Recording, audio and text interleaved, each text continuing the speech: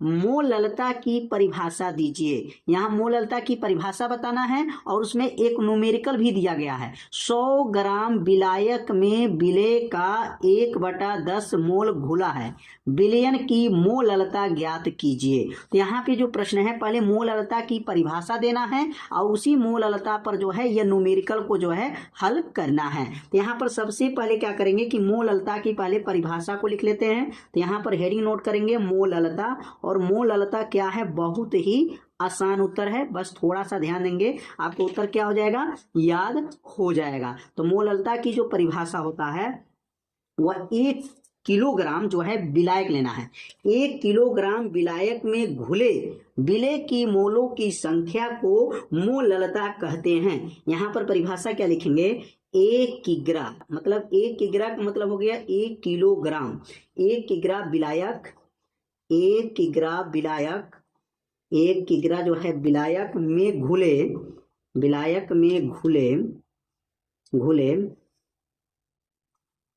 घुले विलेय की मोलों की संख्या, विलेय की मोलों की संख्या, विलेय की मोलों की संख्या, विलेय की मोलों की संख्या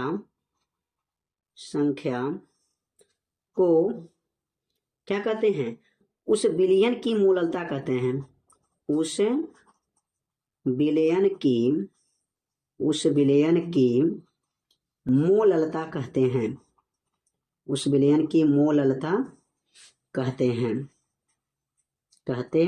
कितना आसान है, बस एक बार पढ़ेंगे परिभाषा आपको याद हो जाएगा। 1 किलोग्राम विलायक में घुले विलेय की मोलों की संख्या उस विलयन की मोललता कहते हैं।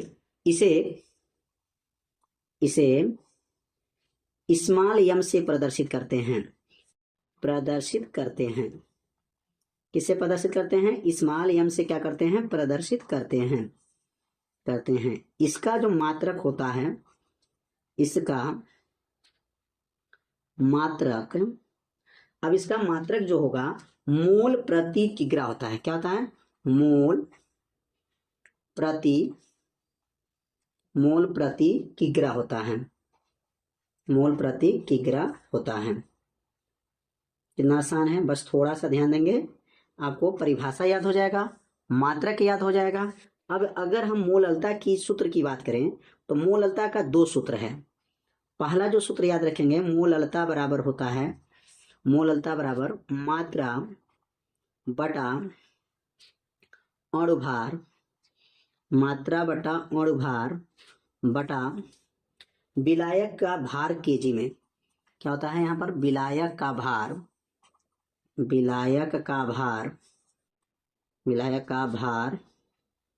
किस में चाहिए, तो विलायक का भार केजी में चाहिए।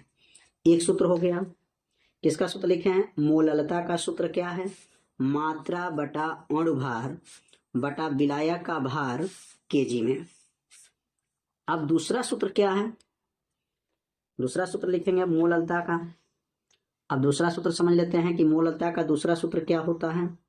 तो मोललता बराबर होता है बराबर विलेय की मोलों की संख्या, विलेय की मोलों की संख्या, विलेय की मोलों की संख्या बटा होता है विलेय की मोलों की संख्या, बटा हो गया बटा विलायक का भार केजी में, विलायक का भार केजी में। विलायक का भार किसमें होता है, केजी में होता है। तो यह दूसरा सूत्र जो है मोललता का हो गया। तो मोललता का यहाँ 2 सूत्र बताया गया। अब जब सवाल को हल करेंगे, न्यूमेरिकल को हल करेंगे, तो उस सवाल में पढ़ा जाएगा किसका किसका मान दिया है, उसी के अनुसार जो है सूत्र लागू किया जाएगा। अब यहाँ पर जो है मोललता का सूत्र क्या है, मात्रा बटा अणुभार बटा विलायक का भार केजी में, और मात्रा बटा अणुभार को अगर हटा दें तो वही विलेय का मोलों की संख्या बन जाता है। अब बटा क्या हो जाएगा, विलायक का भार केजी में हो जाएगा। अब यहाँ न्यूमेरिकल जो दिया गया है, अब न्यूमेरिकल के बारे में समझेंगे। यहाँ बताया गया कि 100 ग्राम विलायक है। अब 100 ग्राम विलायक में विलेय का मूल कितना दिया गया, 1/10 है। तो यहाँ 2 मान दिया गया है, मतलब विलायक का भार दिया गया है। तो यहाँ लिखेंगे विलायक का भार। तो विलायक का भार कितना दिया गया है प्रश्न में, तो विलायक का जो भार प्रश्न में दिया है वह 100 ग्राम है। विलायक का भार कितना दिया है, 100 ग्राम है। अब यहाँ ग्राम में नहीं चाहिए क्योंकि सूत्र में क्या बताया गया, विलायक का भार जो होता है वो केजी में चाहिए। अब यहाँ पर जो है 100 ग्राम को केजी में बदल दीजिए, 100/1000 से भाग कर दीजिए। अब ये किस में आ जाएगा, केजी में आ जाएगा। अब जब केजी में आ जाएगा तो यहाँ पे कट जाएगा, 0 से 0 खत्म, 0 से 0 खत्म, बराबर क्या बनेगा, 1/10, 1/10 केजी हो गया। ये किसका मान आ गया, विलायक का भार आ गया केजी में। अब यहाँ मोलों की संख्या कितना दिया गया प्रश्न में, तो प्रश्न में जो दिया गया था मोलों की जो संख्या दिया गया है वो 1/10 दिया गया है प्रश्न में। प्रश्न जब बताया गया है कि मोलों की संख्या इसमें कितना दिया गया है, तो मोलों की संख्या 1/10 दिया है। एक बार प्रश्न को पढ़ लेते हैं, एक बार और देख लेते हैं क्या बताया गया है इसमें। 100 ग्राम विलायक है तो 100 ग्राम विलायक का भार हो गया। विलय की मोलों की संख्या 1/10 मोल घुला है तो मोलों की संख्या 1/10 हो गया। अब यहाँ पर जो है सूत्र क्या बनेगा, मोललता पूछा गया है तो मोललता का सूत्र यहाँ पूछा जा रहा है, तो मोललता का सूत्र क्या है, तो कहेंगे यहाँ पर मोललता बराबर सूत्र क्या बताया गया है, तो मोललता बराबर सूत्र होता है विलय की मोलों की संख्या। क्या सूत्र होता है, विलय की मोलों की संख्या, विलय की मोलों की संख्या, मोलों की संख्या बटा क्या होता है, विलय की मोलों की संख्या बटा हो जाएगा, बटा विलायक का भार केजी में हो जाएगा। यहाँ लिखेंगे विलायक का भार केजी में, विलायक का भार किसमें चाहिए, विलायक का भार केजी में चाहिए। मान भरेंगे इसमें विलय के मोलों की संख्या, तो विलय के मोलों की संख्या कितना दिया गया प्रश्न में, 1/10 पूरे का बटा, और विलायक का भार भी 1/10 है। अब 1/10 से 1/10 कट गया, कितना आया, 1 आया, और 1 आया इसका मात्रक क्या बनेगा, मोल प्रति लीटर, मोल प्रति किग्रा, मोल प्रति किग्रा होगा, मोल प्रति किग्रा हो जाएगा। यही इसका मान क्या हो जाएगा, आंसर हो जाएगा। कितना आसान क्वेश्चन है बताइए। विलायक का भार को ग्राम दिया गया था प्रश्न में, तो 100 ग्राम, ग्राम को किस में ला दिए, केजी में, 1/10 केजी। मोलों की संख्या 1/10 हो गया। मोललता का सूत्र लिखा गया, इसमें मान को भर करके काट दिया गया, 1 आ गया, मोल प्रति किग्रा इसका जो है मात्रक हो गया। तो ये प्रश्न जो है आप लोगों को अच्छे से समझ में आ गया होगा कि मोललता की परिभाषा और मोललता पे जो न्यूमेरिकल दिया गया था ये आप लोगों को अच्छे से समझ में आ गया होगा। कोलराउस का नियम क्या है, इसके 2 अनुप्रयोग लिखिए। तो कोलराउस का नियम तो हर साल जो है पेपर में पूछा जा रहा है, तो इसलिए जो है इस नियम को जो है सभी लोग अच्छे से तैयार कर लीजिए। तो यहाँ पे क्या लिखेंगे, हेडिंग कोलराउस का नियम। और कोलराउस का जो नियम बना हुआ है बहुत ही जो है आसान नियम है, बस अगर थोड़ा सा अगर ध्यान दे दें तो कोलराउस का नियम आपको तुरंत क्या होगा, याद हो जाएगा। तो यहाँ लिखेंगे कोलराउस का नियम। अब कोलराउस का जो नियम बना है कितना आसान नियम बना है। अब कैसे इनका उत्तर बोलेंगे और कैसे इनका उत्तर को बनाएंगे तो कितना आसान नियम है, बस थोड़ा सा आपको क्या करना है, ध्यान देना है। पहले इनका कोलराउस का हम जो सूत्र है यहाँ पे लिख देते हैं, कोलराउस का क्या सूत्र बना है उसी के अनुसार जो है आप यहाँ पर परिभाषा बना लेंगे। तो यहाँ पर जो सूत्र बना है कोलराउस का, लेमडा इनफिनाइट होता है बराबर, किसके बराबर होता है, तो लेमडा जो इनफिनाइट होता है वह लेमडा प्लस, और इसके ऊपर इनफिनाइट का हाथ रहेगा, प्लस लेमडा यहाँ पर माइनस, और यहाँ ऊपर रहेगा इनफिनाइट। अब इसी सूत्र से जो है कोलराउस का नियम आप क्या कर सकते हैं, बोल सकते हैं। बस इन्हीं में इनके नियम छिपा हुआ है, बस इन्हीं नियम से जो है आप कोलराउस का नियम बोलेंगे। बहुत आसान नियम है। तो पहले परिभाषा कैसे बनाएंगे, अब परिभाषा के बारे में समझेंगे कि कोलराउस का जो नियम क्या बना है। अच्छा, लेमडा इनफिनाइट का नाम क्या है, तो लेमडा इनफिनाइट का नाम है अनंत तनुता पर तुल्यांकी चालकता। इसका नाम क्या है, अनंत तनुता पर तुल्यांकी चालकता, उनके धन आयन और ऋण आयन, ये क्या है, धन आयन है और ये क्या है, ऋण आयन के अनंत तनुता के तुल्यांकी चालकता के योग, योग मतलब प्लस, कि क्या होता है, बराबर होता है, कोलराउस का नियम कहलाता है। मतलब इनका हिंदी में बना दीजिए नाम और इनका नाम योग कर दीजिए, बन गया परिभाषा। तो हिंदी बस आपको ध्यान देना है। अब इसका हिंदी में कैसे लिखेंगे, हिंदी में इसका प्रतीक क्या है, मतलब लेमडा इनफिनाइट को क्या बोलेंगे, तो इसका नाम क्या होगा, किसी वैद्युत अपघट्ट के, क्या बनेगा सेंटेंस यहाँ पर, किसी वैद्युत अपघट्ट के, किसी वैद्युत जो है अपघट्ट के, बहुत आसान परिभाषा है, बस थोड़ा सा ध्यान दीजिए, परिभाषा तुरंत याद हो जाएगा। किसी वैद्युत अपघट्ट की अनंत तनुता पर तुल्यांकी चालकता, क्या कहेंगे यहाँ पर, अनंत तनुता पर तुल्यांकी चालकता, तुल्यांकी चालकता, अनंत अनुता पर क्या कहेंगे? तुल्यांकी चालकता। तुल्यांकी चालकता हो गया। अब इनका हिंदी जो है समाप्त हो गया। लेमडा इनफाइनाइट का नाम खत्म। क्या नाम है? अनंत अनुता पर तुल्यांकी चालकता। अब यहाँ कामा दे देंगे। अब कहेंगे अनंत अनुता पर तुल्यांकी चालकता, जो चालकता और उनके क्या लिखेंगे? उनके धन आयन। उनके क्या कहेंगे यहाँ पर? उनके धन आयन, धन आयनों, उनके धन आयनों तथा ऋण आयनों, धन आयनों तथा ऋण आयनों की अनंत अनुता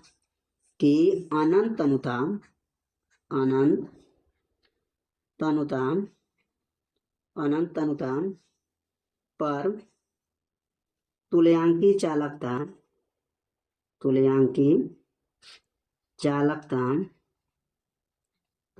चालकता के योग के बराबर होता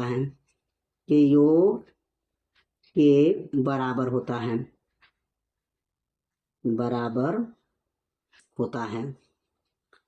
कितना आसान नियम है, बस ऊपर जो बना है उसी से परिभाषा लिखा गया है। जो लेमडा इनफाइनाइट का जो सूत्र लिखे हैं, लेमडा इनफाइनाइट बराबर lambda plus infinite plus lambda minus infinite. अब इसका नाम क्या बताए हैं? इसका नाम है अनंत अनुता पर तुल्यांकी चालकता, और इसका नाम क्या है? इनके धन आयन, इन्हीं का जो धन आयन है ऋण आयन के अनंत अनुता के तुल्यांकी चालकता के योग के क्या है? बराबर होता है। इसे किनका नियम कहा जाता है? इसे कोलोराउस का नियम कहा जाता है। इसे क्या कहते हैं? कोलोराउस का नियम कहा जाता है। कोलोराउस का नियम कहते हैं। तो अब जो ऊपर लिखे हैं ना, अब उसको ऊपर न लिख करके यहाँ नीचे लिख सकते हैं।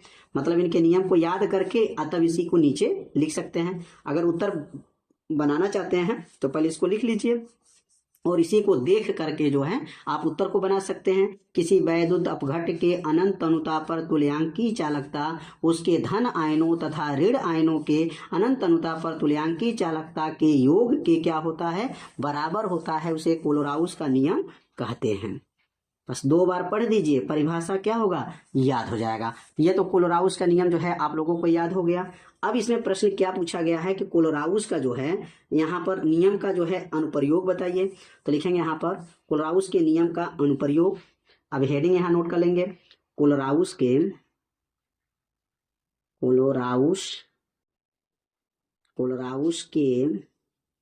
नियम का अनुप्रयोग।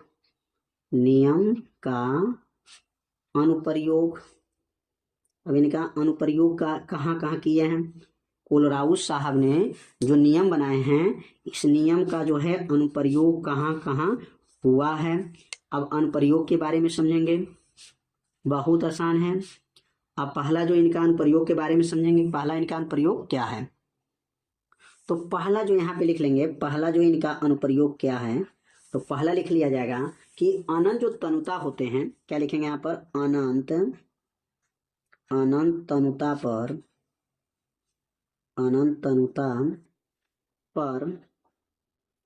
दुर्बल वैद्युत अपघट की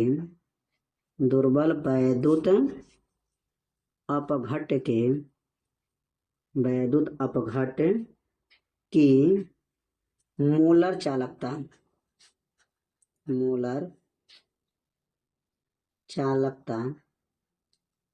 चालकता ज्ञात करने में पहला इनका अनुप्रयोग कहाँ हुआ?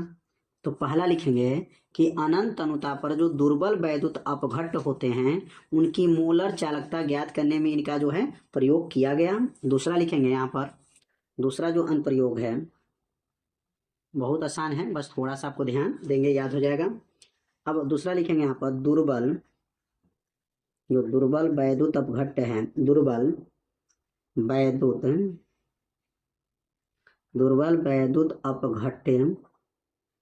वैद्युत अपघट्यों के आयनन की मात्रा ज्ञात करने में, आयनन की मात्रा ज्ञात करने में इनका जो है प्रयोग किया जाता है। तो दो यहाँ पर जो है कोलराउस जी का नियम का दो अनुप्रयोग बताया गया। पहला जो इनका अनुप्रयोग हुआ है वह अनंत अनुतापक दुर्बल वैद्युत अपघट की मोलर चालकता ज्ञात करने में, और दूसरा जो इनका अनुप्रयोग है दुर्बल वैद्युत अपघट्टों के आयनन की जो मात्रा है वह ज्ञात करने में इनका प्रयोग किया जाता है। तो यहाँ पर जो है कोलराउस का नियम और इनके दो अनुप्रयोग जो है आप लोगों को अच्छे से समझ में आ गया होगा। प्रथम कोट की एक अभिक्रिया के लिए वेग स्थिरांक 60 सेकंड इनवर्स है। अभिकारक की जो प्रारंभिक सांद्रता से 1/16वां भाग रह जाने में कितना समय लगेगा, यहाँ पर समय की गणना करना है। तो कैसे यहाँ पर हल करेंगे, सबसे पहले लिखेंगे यहाँ पर हल, और हल में क्या लिखेंगे कि यहाँ पर जो दिया गया है मान वेग स्थिरांक का मान दिया गया है, तो वेग स्थिरांक को के से दिखाते हैं, और के बराबर प्रश्न में क्या दिया गया है 60 सेकंड का इनवर्स दिया गया है। 60 जो दिया गया है वह सेकंड का इनवर्स दिया गया है, और प्रारंभिक सांद्रता कितना दिया गया है, तो प्रारंभिक जो सांद्रता यहाँ पर दिया गया है, प्रारंभिक जो सांद्रता है वो कितना है, तो प्रारंभिक सांद्रता को जो है यहाँ पर कोई एक मान लेंगे। प्रारंभिक सांद्रता क्या है, तो प्रारंभिक सांद्रता जो है इसको ए मान लिया गया है। प्रारंभिक सांद्रता क्या है, ए है। और यहाँ पे लिखेंगे शेष जो मात्रा दिया गया है, शेष मात्रा जो दिया गया है वह प्रारंभिक सांद्रता का कौवा भाग बोला गया है, तो एक का जो है 1/16वां भाग बोला गया है शेष मात्रा। अब यहाँ पर ए में गुणा करेंगे तो क्या बनेगा, यहाँ पर ए बटा और नीचे क्या बनेगा 16, और शेष जो मात्रा का प्रतीक क्या होता है, तो शेष मात्रा का प्रतीक a माइनस एक्स होता है। क्या होता है, a माइनस एक्स होता है। और इसमें t बराबर जो है पूछा जा रहा है कितना समय लगेगा, तो सूत्र क्या होता है अभिक्रिया की अगर कोट की बात करें तो प्रथम कोट की जो अभिक्रिया का जो सूत्र बना है वह k बराबर होता है 2.303 बटा जो होता है t होता है लाग हो जाएगा यहाँ पर लाग a बटा a माइनस एक्स होता है, ये फार्मूला होता है। a का नाम क्या है, तो कहेंगे a का नाम जो है प्रारंभिक मात्रा होता है, और a माइनस एक्स जो होता है वह इसको क्या माना जाता है, यहाँ पर शेष मात्रा माना जाता है। तो अब इसी सूत्र में जब मान को भरेंगे तो कैसे हल करेंगे, पहले तो t को ऊपर कर लिया जाएगा, तो t बराबर बन जाएगा क्या बनेगा 2.303 हो गया बटा हो जाएगा, और नीचे क्या बनेगा, नीचे बनेगा k हो जाएगा लाग हो जाएगा, और क्या बना a बटा a माइनस एक्स हो जाएगा। अब इसमें मान को क्या करेंगे रख लेंगे, तो t बराबर हो गया 2.303 हो गया बटा k का मान, तो k का मान प्रश्न में कितना दिया गया है 60 दिया गया है, लॉग हो गया a का मान जो है a का मान a है, और बटा a माइनस एक्स का मान, तो a माइनस एक्स का मान क्या है प्रारंभिक मात्रा का 1/16वां भाग है, तो a बटा क्या बन जाएगा यहाँ पर 16 हो जाएगा। 16 जो नीचे है वो कहाँ चला जाएगा, तो यह मान सबसे ऊपर चला जाएगा, तो क्या बनेगा t बराबर हो गया 2.303 बटा में हो जाएगा यहाँ पर 60, और बनेगा यहाँ पर लाभ ऊपर हो गया 16a बटा a हो जाएगा। अब a से a को क्या करेंगे काट देंगे, a से खत्म, क्या बनेगा t बराबर 2.303 बटा में क्या बनेगा 60, और बचेगा लाग 16, लाग क्या हो जाएगा यहाँ पर 16 को जो है क्या करेंगे यहाँ पर 2.303 बटा क्या हो जाएगा यहाँ पर 60, और 16 को लिख सकते हैं लाग 2 के ऊपर कितना घात, 2 के ऊपर 4 घात, 2 दूना 4, 4 दूनी 8, 8 दूनी 16, 2 के ऊपर 4 घात का मान क्या होगा 16 हो जाएगा। और लाग में क्या नियम होता है, जितना जो घात होता है वो आगे आ जाता है, तो t बराबर क्या बनेगा 2.303 बटा में नीचे क्या बनेगा 60, और 4 जो है ना वो आगे आ जाएगा, तो 4 आगे आ गया घात के रूप में जो था वो आगे आ जाता है। लाग में नियम होता है अगर जो घात है वह तो घात कहाँ आता है आगे आ जाएगा, अब बचेगा लाग 2। अब 4 से 60 को काट दीजिए, 4 से 60 कट जाएगा, तो t बराबर क्या बचेगा 2.303 बटा 4 से 60 को काटेंगे तो 15 चौको 60 नीचे हो जाएगा 15 हो गया। और लाग 2 का मान आपको याद रखेंगे, लाग 2 का मान कितना होता है, तो लाग 2 का मान 0.3010 कितना होता है लाग 2 का मान जो है। आप अगर अभ्यास में पढ़े होंगे प्रथम कोट की अभिक्रिया तो उसमें जरूर पढ़े होंगे लाग 2 का मान। अगर लाग 2 का मान आपको याद नहीं है तो लाग 2 का मान याद रखिएगा 0.3010 होता है। अब 2.303 का गुणा 0.3 3 जीरो 1 जीरो में करेंगे तो क्या बनेगा, यहाँ पर टी बराबर हो जाएगा, और टी बराबर जब गुणा करेंगे इन दोनों का जब गुणा होगा तो ये गुणा कितना होगा 0.693 हो जाएगा, और बटा में क्या बनेगा 15 हो जाएगा। 15 से जब भाग कर देंगे, 15 से जब भाग दिया जाएगा तो कितना आंसर आ जाएगा, भाग देंगे तो 0.00462 0.0462 जो है, और टाइम है तो टाइम का मात्रक क्या बनेगा, तो टाइम का मात्रक सेकंड हो जाएगा। कितना आसान विधि से हल किया गया, आप लोगों को बहुत सरल भाषा में समझ में आ गया होगा। तो यदि आपको ये समझ में नहीं आया होगा तो वीडियो को एक बार और देखिए, आपको अच्छे से समझ में आ जाएगा। यहाँ पर आपको ध्यान देना है, प्रश्न में एक बार और समझ लेते हैं। शेष मात्रा वाली बात को ध्यान देना है। प्रारंभिक मात्रा का 1/16वां भाग है, प्रारंभिक मात्रा का 1/16वां भाग को ध्यान देंगे, ए में गुणा करेंगे तो a/16, और शेष मात्रा का a-x प्रतीक होता है, और a-x के जगह पे ध्यान देना, a-x को पूरा हटाएंगे तो उसके जगह पर a/16 रखेंगे। 16 ऊपर गया, a से खत्म, 16 बचा, 2 के ऊपर 4 घात हुआ, और 4 घात आगे आ जाएगा, 4 से 60 काट दिए 15 बार में, दोनों का गुणा करके और 15 से क्या किए हैं, भाग दे दिए, और जो मान आया वही इसका क्या हो जाएगा, आंसर हो जाएगा। तो उम्मीद करते हैं ये प्रश्न आप लोग अच्छे से समझ गए होंगे। तो अगला जो प्रश्न दिया गया है, जब यमयन का एक भूरा रंग का लवण, मतलब यमयन का वह होना चाहिए, मैग्नीज का होना चाहिए, और किस कलर का होना चाहिए, भूरा रंग का होना चाहिए, एक लवण है, उसका नाम ए है, और ए का नाम आपको बताना है, और ये किसके साथ क्रिया करेगा, HCl अम्ल से क्रिया करता है, तो बी जो पदार्थ बनेगा वह गैस में प्राप्त होगा। जब गैस में प्राप्त हो जाएगा तो वह अधिके में यह अमोनिया से जब क्रिया करेगा तो विस्फोटक लवण सी बनती है, और ABC को पहचानना है, और होने वाले अभिक्रियाओं के रासायनिक समीकरण भी लिखना है। तो यहाँ सबसे पहले जब याद रखेंगे तो यहाँ पर पहला जो उत्तर हो जाएगा, जो यमयन का जो भूरा लवण है उसका नाम क्या है, तो लिखेंगे यमयन का जो भूरा जो लवण है, देखेंगे यहाँ पर भूरा जो लवण उसका नाम क्या हो जाएगा, तो जो भूरा लवण है उसका नाम हो जाएगा मैग्नीज डाइऑक्साइड, MnO2 है, इसका नाम क्या है, मैग्नीज डाइऑक्साइड MnO2, यह भूरा जो है लवण है, और यही पदार्थ का नाम ए हो जाएगा। अब ए वाला पदार्थ जो बनेगा वो HCl से क्रिया करेगा। अब यहाँ HCl से इसका क्रिया कराएंगे तो क्या बनेगा, यहाँ पर MnO2 मैग्नीज डाइऑक्साइड है, और यह HCl से जब क्रिया करेगा तो बताएगा कि ये गैस बनेगा। अब यहाँ गैस बनेगा तो कौन सा गैस बनेगा, तो यहाँ पर तो बनेगा मैग्नीज जो है डाई क्लोराइड बन जाएगा, उसके साथ जो है जल बनेगा, यहाँ पर जल हो जाएगा, H2O बनेगा, और उसके साथ एक क्लोरीन गैस बनेगा।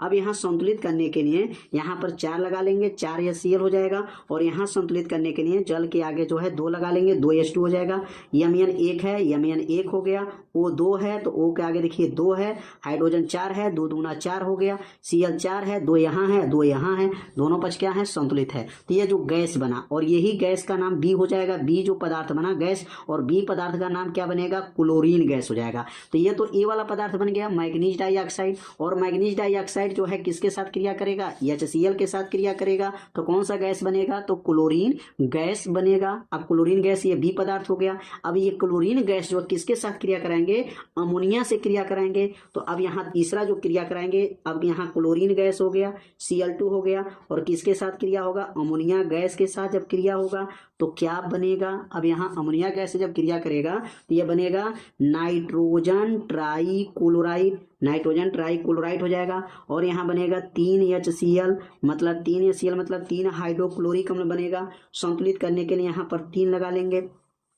अब यहाँ पर संतुलित करने के लिए यहाँ पर 3 नहीं, मतलब यहाँ पर क्लोरीन मतलब यहाँ 3 लगेगा, 3 Cl2 क्योंकि 6 Cl है, देखिए 3 यहाँ है और 3 यहाँ है, तो 3 दूना 6 यहाँ हो जाएगा। यहाँ पर कोई पदार्थ नहीं है, मतलब NH3 है केवल, मतलब यहाँ आगे कोई अंक नहीं है। तो यहाँ नाइट्रोजन 1 है, तो देखेंगे नाइट्रोजन 1 है, हाइड्रोजन यहाँ पर 3 है, तो यहाँ देखिए हाइड्रोजन के आगे 3 है। तो यहाँ पर जो पदार्थ बना है इसका नाम क्या बना, इसका जो नाम बना नाइट्रोजन ट्राइक्लोराइड, और ये नाइट्रोजन ट्राई जो क्लोराइड होते हैं यह विस्फोटक लवण होते हैं। क्या होते हैं? विस्फोटक लवण होते हैं। और यहाँ पर जो ऊपर जो क्रिया कराया गया, मैग्नीज डाइऑक्साइड किसके साथ क्रिया किया कि जो मैग्नीज डाइऑक्साइड जो है हाइड्रोक्लोरिक अम्ल के साथ क्रिया किया तो कौन सा गैस प्राप्त हुआ? तो यहाँ जो है क्लोरीन गैस प्राप्त हो गया और ये विस्फोटक पदार्थ सी बन गया। तो अब यहाँ पे नाम रख लेंगे, ए बराबर क्या बना था? ए क्या नाम है? तो ए का नाम क्या बना और बी बराबर क्या बना और सी बराबर क्या क्या बना, इसमें नाम नोट कर लेंगे। तो ए पदार्थ का नाम जो बनेगा उसका नाम होगा MnO2 मैग्नीज डाइऑक्साइड, ये भूरा रंग का जो है लवण होता है। और बी का जो नाम है ये क्लोरीन गैस हो जाएगा, Cl2 क्लोरीन गैस प्राप्त हुआ है क्योंकि बी जो है गैस के रूप में प्राप्त हुआ। और सी जो बना नाइट्रोजन, क्या बना? नाइट्रोजन ट्राइक्लोराइड बना NC। और 3 है इसको नाइट्रोजन जो है ट्राइक्लोराइड। और ये किसके रूप में प्रयोग करते हैं? तो यह विस्फोटक लवण के रूप में इसका प्रयोग होता है। तो उम्मीद करते हैं जो है यहाँ पर जो लवण के बारे में बताया गया और जो केमिकल बनना था उसके बारे में बताया गया, आप लोग समझ गए होंगे कि मतलब कैसे जो है अभिक्रिया कराया गया। इलेक्ट्रोड विभव क्या है? इसको प्रभावित करने वाले कारकों का उल्लेख कीजिए। तो इलेक्ट्रोड विभव की परिभाषा बताना है, उसको प्रभावित करने वाले कारक को भी बताना है। तो सबसे पहले यहाँ पर हेडिंग नोट करेंगे इलेक्ट्रोड विभव। अब इलेक्ट्रोड विभव की परिभाषा बहुत ही आसान है, बस थोड़ा सा ध्यान देंगे तो परिभाषा तुरंत क्या होगा आपको याद हो जाएगा। यहाँ लिखेंगे इलेक्ट्रोड विभव। इलेक्ट्रोड विभव का मतलब यह है कि एक आपको धातु लेंगे और उसी धातु का लवण का विलयन लेंगे और उसमें जब डुबोएंगे तो धातु के सतह पर एक विभव उत्पन्न होगा। उसी विभव को क्या कहा जाएगा? इलेक्ट्रोड विभव कहा जाता है। तो परिभाषा कैसे लिखेंगे? जब किसी धातु को जब किसी धातु की छड़ को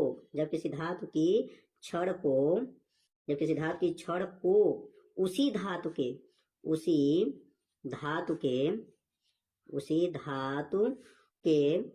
धातु के लवण के विलयन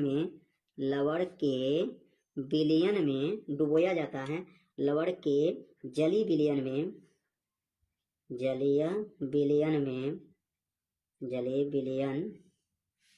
में डुबोया जाता है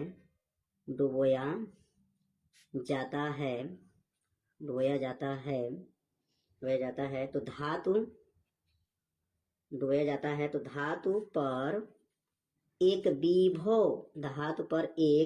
विभव उत्पन्न हो जाता है। धातु पर क्या होता है? एक विभव उत्पन्न हो जाता है।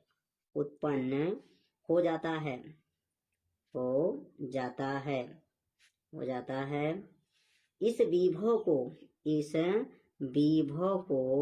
क्या कहा जाता है? तो इस विभव को इलेक्ट्रोड विभव कहते हैं। इस विभव को क्या कहते हैं? इलेक्ट्रोड विभव कहते हैं। किससे प्रदर्शित करते हैं? तो इसको ई से प्रदर्शित करते हैं। याद रखेंगे किससे? ई से प्रदर्शित करते हैं। तो लिखेंगे यहाँ पर इलेक्ट्रोड विभव कहते हैं और इसे जो है ई से प्रदर्शित करते हैं। लिखेंगे यहाँ पे इसे ई से प्रदर्शित करते हैं और जो इसका मात्रक होता है ई से प्रदर्शित करते हैं और इसका जो मात्रक होता है, देखेंगे यहाँ पर इसका मात्रक जो होता है वह बोल्ट होता है। इसका मात्रक क्या होता है? बोल्ट होता है, ठीक है ना। तो इलेक्ट्रोड विभव का मात्रक भी आप याद रखेंगे कि इसका मात्रक जो बना है क्या बना है? बोल्ट होता है। कितना आसान है। जब किसी धातु के छड़ को उसी धातु के लवण के विलयन में क्या करते हैं? डुबोया जाता है तो उस धातु पर एक विभव उत्पन्न हो जाता है। इस विभव को क्या कहा जाता है? इलेक्ट्रोड विभव कहते हैं। इसे ई से प्रदर्शित करते हैं और इसका मात्रक क्या होता है? बोल्ट होता है। तो परिभाषा को जो है 2 बार पढ़ेंगे तो परिभाषा तुरंत आपको क्या होगा? याद हो जाएगा। अब थोड़ा सा जो है चित्र के माध्यम से समझ लेंगे कि इलेक्ट्रोड विभव का मतलब क्या है। जैसे मान लेते हैं कोई एक जो है आप विलयन ले लीजिए और ये विलयन किसका लेंगे? मतलब लवण जो बनेगा किसका बनेगा? अगर यहाँ पर जिंक का क्या लेंगे? अगर जिंक का जो है यहाँ पर लिक्विड है मतलब लवण बना है, मतलब ये किसका है? ZnSO4 है।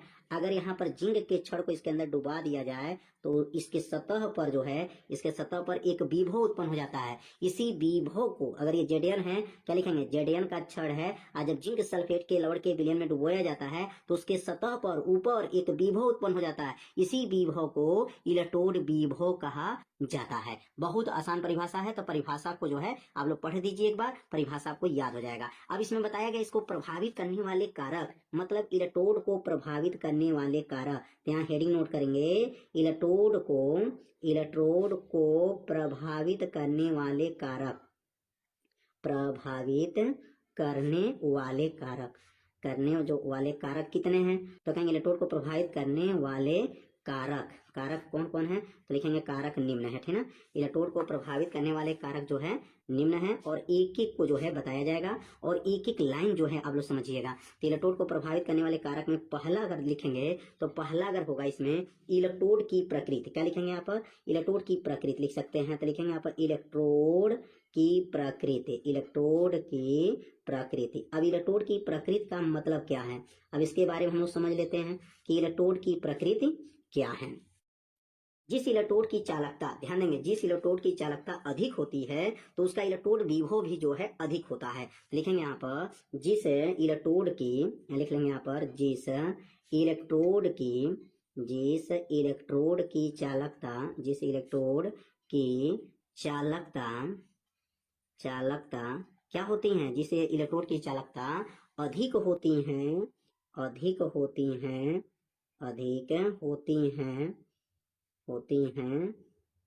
जिस इलेक्ट्रोड की चालकता अधिक होती हैं वह उतना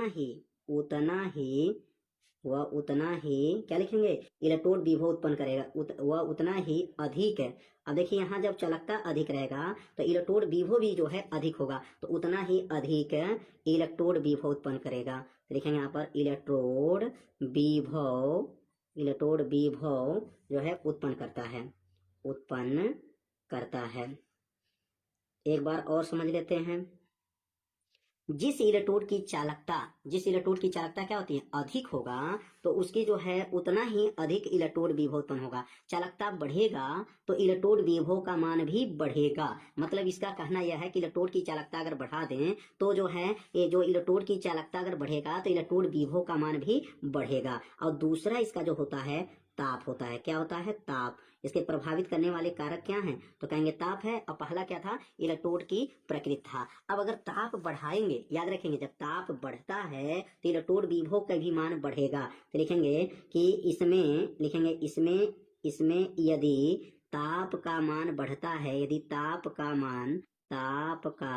मान बढ़ता है, ताप का मान क्या होता है, बढ़ता है, तो इलेक्ट्रोड विभव का मान भी बढ़ता है, तो इलेक्ट्रोड विभव का मान भी बढ़ेगा, इलेक्ट्रोड विभव का मान भी बढ़ेगा, इलेक्ट्रोड विभव का मान भी बढ़ेगा। कितना आसान है, बस थोड़ा सा ध्यान देंगे तो समझ में आ जाएगा। यदि ताप बढ़ेगा तो इलेक्ट्रोड विभव का मान भी बढ़ेगा। अब यहाँ पर सांद्रता की बात हो रहा है, तीसरा जो है इसका प्रभावित करने वाले कारक क्या है, तो कहेंगे यहाँ पर सांद्रता है। अब सांद्रता का मतलब क्या है, यदि सांद्रता का मान बढ़ेगा, अगर सांद्रता बढ़ेगा तो इलेक्ट्रोड विभव का मान घट जाता है। याद रखिएगा, इलेक्ट्रोड का जो है विभव वोल्टेज कम होगा, जब सांद्रता बढ़ाएंगे तो वोल्टेज का मान क्या हो जाएगा, कम हो जाएगा।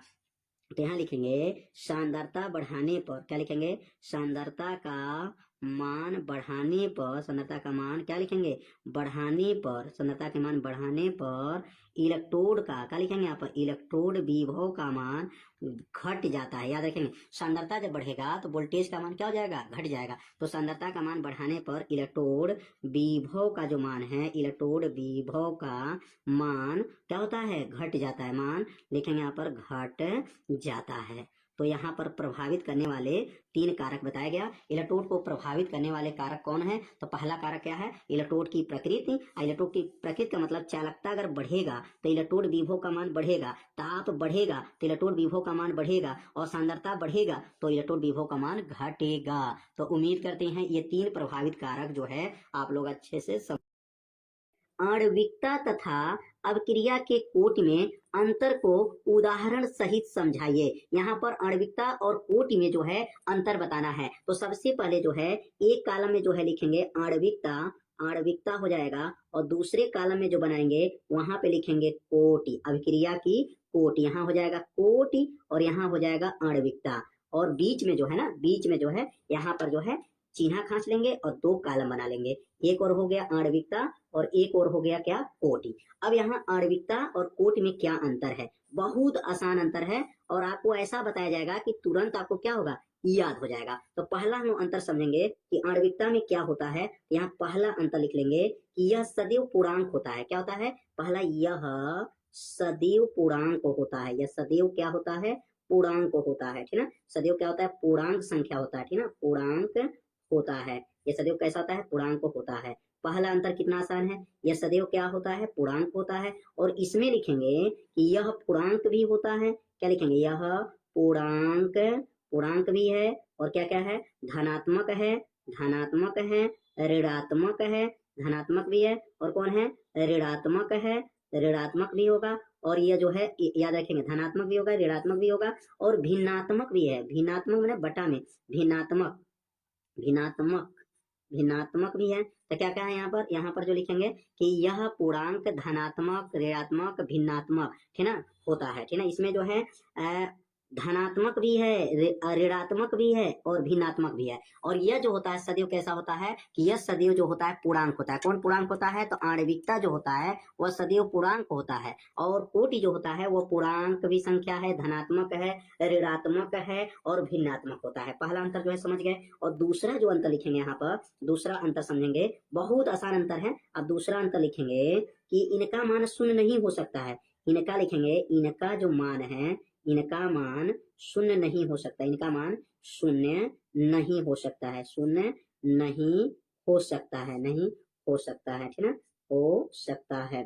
मतलब इनका मान कभी जो है आणविकता जो होता है, इनका मान शून्य कभी नहीं होता है। और इसमें लिखेंगे दूसरा कि इसमें लिखेंगे इनका मान जो होगा, दूसरा हो जाएगा इनका जो मान है, इनका मान जो है शून्य हो सकता है, ठीक ना, कोटि जो है शून्य हो सकता है। तो इसका मान जो लिखेंगे शून्य हो सकता है, शून्य हो सकता है, हो सकता है। कितना आसान है, इसमें नहीं हो सकता है, इसमें हो सकता है। दो अंतर जो है समझ लीजिए। अब तीसरा अंतर समझेंगे। तीसरा अंतर है आणविकता क्रिया विधि द्वारा ज्ञात किया जाता है। लिखेंगे आणविकता जो होता है वह, आणविकता जो है किसके विधि द्वारा ज्ञात करते हैं, तो कहेंगे आणविकता क्रिया विधि द्वारा, आणविकता उसके क्रिया विधि द्वारा ज्ञात करते हैं, उसके क्रिया विधि द्वारा ज्ञात किया जाता है, क्रिया विधि द्वारा जो है ज्ञात करते हैं, क्रिया विधि द्वारा, विधि द्वारा ज्ञात किया जाता है, ज्ञात किया जाता है, किया जाता है। कितना आसान है, किया जाता है। आणविकता जो है उसके क्रिया विधि द्वारा ज्ञात किया जाता है। और तीसरा जो होता है इसमें अंतर लिखेंगे, कोटि जो होता है ना, प्रयोग द्वारा होता है। क्या लिखेंगे, कोटि प्रयोग द्वारा, कोट लिख लेंगे यहाँ पर, प्रयोग द्वारा ज्ञात किया जाता है, द्वारा ज्ञात किया जाता है, ज्ञात किया जाता है।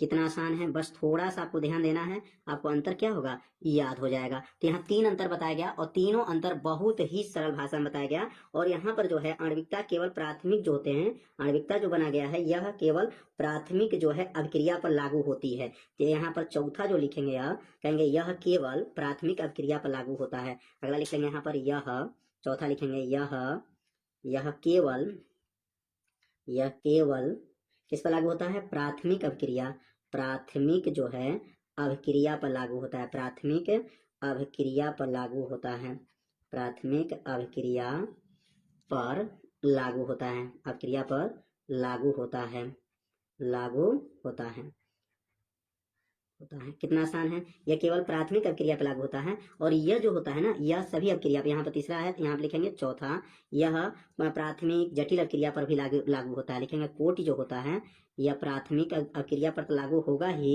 लिखेंगे आपका प्राथमिक, प्राथमिक तथा जटिल अभिक्रिया पर भी लागू होता है, जटिल अभिक्रियाओं पर भी लागू होता है, अभिक्रियाओं पर लागू होता है, जटिल अभिक्रियाओं पर लागू होता है। कितना आसान है, चार अंतर हो गया, लागू होता है। बस थोड़ा सा आपको पढ़ना है, अंतर क्या होगा, याद हो जाएगा। तो यहाँ पर जो है पहला क्या बताया गया, यह सदैव पूर्णांक होता है, तो यह पूर्णांक धनात्मक, ऋणात्मक, भिन्नात्मक बटा होता है। ये शून्य नहीं हो सकता है, ये शून्य हो सकता है। आणविकता उसके क्रिया विधि द्वारा ज्ञात करते हैं, ये कोट विधि द्वारा ज्ञात किया जाता है। यह केवल प्राथमिक अपक्रिया पर लागू होता है, यह प्राथमिक तथा जटिल अपक्रिया पर भी लागू होता है। तो यहाँ पर जो बताया गया, तो कोट के बारे में बताया गया और यहाँ पर आणविकता के बारे में 4 अंतर जो है बताया गया। तो ये 4 अंतर आप लोगों को बहुत ही अच्छे से, तो पहला जो यौगिक है K3AlF6 है। अब इसका जो है आईपीएससी नाम लिखेंगे, तो सबसे पहले जो है केंद्रीय धातु परमाणु, यह केंद्रीय धातु परमाणु Al है, इसका नाम का जो है ऑक्सीकरण संख्या निकालेंगे। तो लिखेंगे माना Al मतलब एल्युमिनियम का ऑक्सीकरण संख्या जो है क्या है, कहेंगे यहाँ पर X है। अब इसकी ऑक्सीकरण संख्या को क्या मान लिया जाएगा, X मान लिया जाएगा। अब यहाँ पर K का जो है ऑक्सीकरण संख्या कितना होता है, तो पोटेशियम का ऑक्सीकरण संख्या 1 होता है और यहाँ 1 में जो है 3 से गुणा कर लेंगे। 1 में जो है यहाँ लिख करके 1 में जो है 3 से गुणा हो जाएगा, प्लस हो जाएगा, और एल्युमिनियम का जो है X हो गया, प्लस हो गया, और F का ऑक्सीकरण संख्या -1 होता है, गुणे 6 हो जाएगा, बराबर हो गया। इसके ऊपर कोई चार्ज नहीं है, बराबर 0 हो जाएगा। 3 में 1 का गुणा करेंगे तो 3 1 का नम 3 हो जाएगा, प्लस हो जाएगा, X हो जाएगा, 6 का नम 6, -6 हो गया, बराबर जो है 0 हो जाएगा। 3 में से 6 घटा देंगे तो X -3 हो जाएगा, बराबर 0 हो गया। 3 को पक्षांतर कर देंगे तो X बराबर ये 3 हो जाएगा। तो ऑक्सीकरण संख्या एल्युमिनियम का कितना आ गया, 3 आ गया। अब यहाँ पर इसका जब नाम लिखेंगे तो सबसे पहले अगर कोष्टक के आगे कोई अंक दिया है तो पहले उसका नाम लिखते हैं। यहाँ कोई भी अंक दिया हो तो अंक का नाम नहीं लिखाएगा, मतलब अंक का जो संख्या है उसके बारे में नहीं लिखना है। तो K का नाम क्या है, तो कहेंगे K का नाम पोटेशियम। K का नाम क्या हो जाएगा, तो कहेंगे यहाँ पर पोटेशियम हो जाएगा। पोटेशियम के बाद से जो है अब यहाँ पर लिगेंड का नाम लिखेंगे, और लिगेंड में देखिए 6 लिखा है, तो 6 को बोला जाता है हेक्सा। क्या बोलते हैं, हेक्सा। तो पोटेशियम हेक्सा हो जाएगा। और यहाँ पर एल्युमिनियम को, अब यहाँ पे यह धन आयन होगा, कोष्टक के अगर आगे है तो उसको धन आयन पढ़ते हैं और कोष्टक के अंदर वाले को ऋण आयन पढ़ते हैं। तो अब इसका जो अगर नाम लिखेंगे तो यह एल्युमिनियम का एल्युमिनेट नाम हो जाएगा। क्या नाम हो जाएगा इसका नाम, तो हेक्सा के बगल में भी देखिए यहाँ फ्लोरो है, मतलब फ्लोरीन, तो ये लिखेंगे यहाँ पर फ्लोरो हो जाएगा। और फ्लोरो के बाद अब यहाँ पर एल्युमिनियम का नाम लिखेंगे, तो एल्युमिनियम का जो नाम क्या हो जाएगा, एल्यूमिनेट, क्योंकि ये ऋण आयन हो गया है इसलिए इसका नाम हो जाता है एल्यूमिनेट। क्या बना, पोटेशियम हेक्सा फ्लोरो एल्यूमिनेट, इसका नाम, इसमें आयन कोई नहीं दिया इसके ऊपर। अब यहाँ पर जो है ऑक्सीकरण संख्या कितना दिया गया है, तो यहाँ ऑक्सीकरण संख्या 3 आया है, तो रोमन अंक में ऐसे 3 जो है आपको लिखना है, पुस्तक बंद कर दीजिए। तो यही इसका नाम हो गया पोटेशियम हेक्सा फ्लोरो एल्यूमिनेट। और थर्ड जिसमें ऑक्सीकरण संख्या 3 है, इसलिए यहाँ पर ऑक्सीकरण संख्या क्या बनेगा, 3 हो जाएगा। तो पहला जो है आईपीएससी नाम जो है आप लोग अच्छे से समझ गए होंगे। अब दूसरा आईपीएससी नाम को समझेंगे। अब दूसरा जो नाम दिया गया है, अब दूसरा नाम के बारे में समझेंगे कि दूसरा क्या है। तो यहाँ दिया गया है EFI कोष्टक में H2O और यहाँ 6 है, और कोष्टक यह बंद हो गया, और बाहर जो दिया गया है Cl2 है। अब इसका जो है आईपीएससी नाम हमको लिखना है। तो सबसे पहले EFI का जो है ऑक्सीकरण संख्या निकालेंगे, तो क्या लिखेंगे यहाँ पर, माना EFI का कौन संख्या लिखेंगे, ऑक्सीकरण संख्या क्या है, X है। यहाँ ऑक्सीकरण संख्या कितना मान लेंगे, यहाँ पर X मान लिया जाएगा। माना EFI की जो ऑक्सीकरण संख्या है वो क्या है, X हो गया। अब EFI के पास जो है ऑक्सीकरण संख्या X हो जाएगा, और ये जल को ऑक्सीकरण संख्या मानेंगे तो ये उदासीन, मतलब ये 0 हो जाएगा, 6 से गुणा हो जाएगा। Cl का कितना होता है, -1 होता है, 2 से गुणा कर लीजिए, बराबर 0 हो गया। अब ये जल का जो है ऑक्सीकरण संख्या याद रखेंगे 0 होता है। Cl का जो है माइनस जो है यहाँ पर 1 होता है, 1 में 2 का गुणा कर लीजिए, तो X + 0 - 2 बराबर 0। 0 को छोड़ देंगे तो X - 2 बराबर 0, तो X बराबर 2 आ गया। अब यहाँ X का मान जो है 2 आ गया। मान यहाँ रखेंगे तो यहाँ पर 6 का नाम क्या हो जाएगा, हेक्सा। क्या नाम होगा यहाँ पर, हेक्सा। और ये जल का नाम होता है एक्वा। क्या हो जाएगा, एक्वा। तो क्या लिखेंगे यहाँ पर, हेक्सा एक्वा। और एक्वा के बाद से आयरन है, तो लिखेंगे यहाँ पर आयरन हो जाएगा। EFI का नाम आयरन हो गया। और जो है इसका ऑक्सीकरण संख्या 2 है, तो ऑक्सीकरण संख्या यहाँ 2 लिखेंगे। और लास्ट में क्लोरीन है, इसलिए इसको क्लोराइड लिखेंगे। क्या लिखेंगे, क्लोराइड हो जाएगा, ठीक है ना। तो इसका नाम क्या बन गया, हेक्सा एक्वा आयरन सेकंड, ये ऑक्सीकरण संख्या सेकंड आ गया है, और क्लोराइड लास्ट में क्लोराइड है तो क्लोराइड लिख देंगे। तो कितना आसान इसमें जो है आईपीएससी नाम है, और ये ऐसे आईपीएससी नाम जो है हमेशा पेपर में पूछा जा रहा है। अब यहाँ पर तीसरा अगर हम लोग देखेंगे तो तीसरा अगर नाम लिखेंगे तो क्या लिखेंगे, यहाँ पर दिया गया है तो CO है, और यहाँ लिखेंगे NH3 है, और नीचे जो है 5 घात दिया गया है, और यहाँ पर Cl दिया गया है, और बाहर जो दिया गया है SO4 दिया गया है। तो यहाँ पर सबसे पहले CO का ऑक्सीकरण संख्या निकालेंगे, तो क्या लिखेंगे यहाँ पर, माना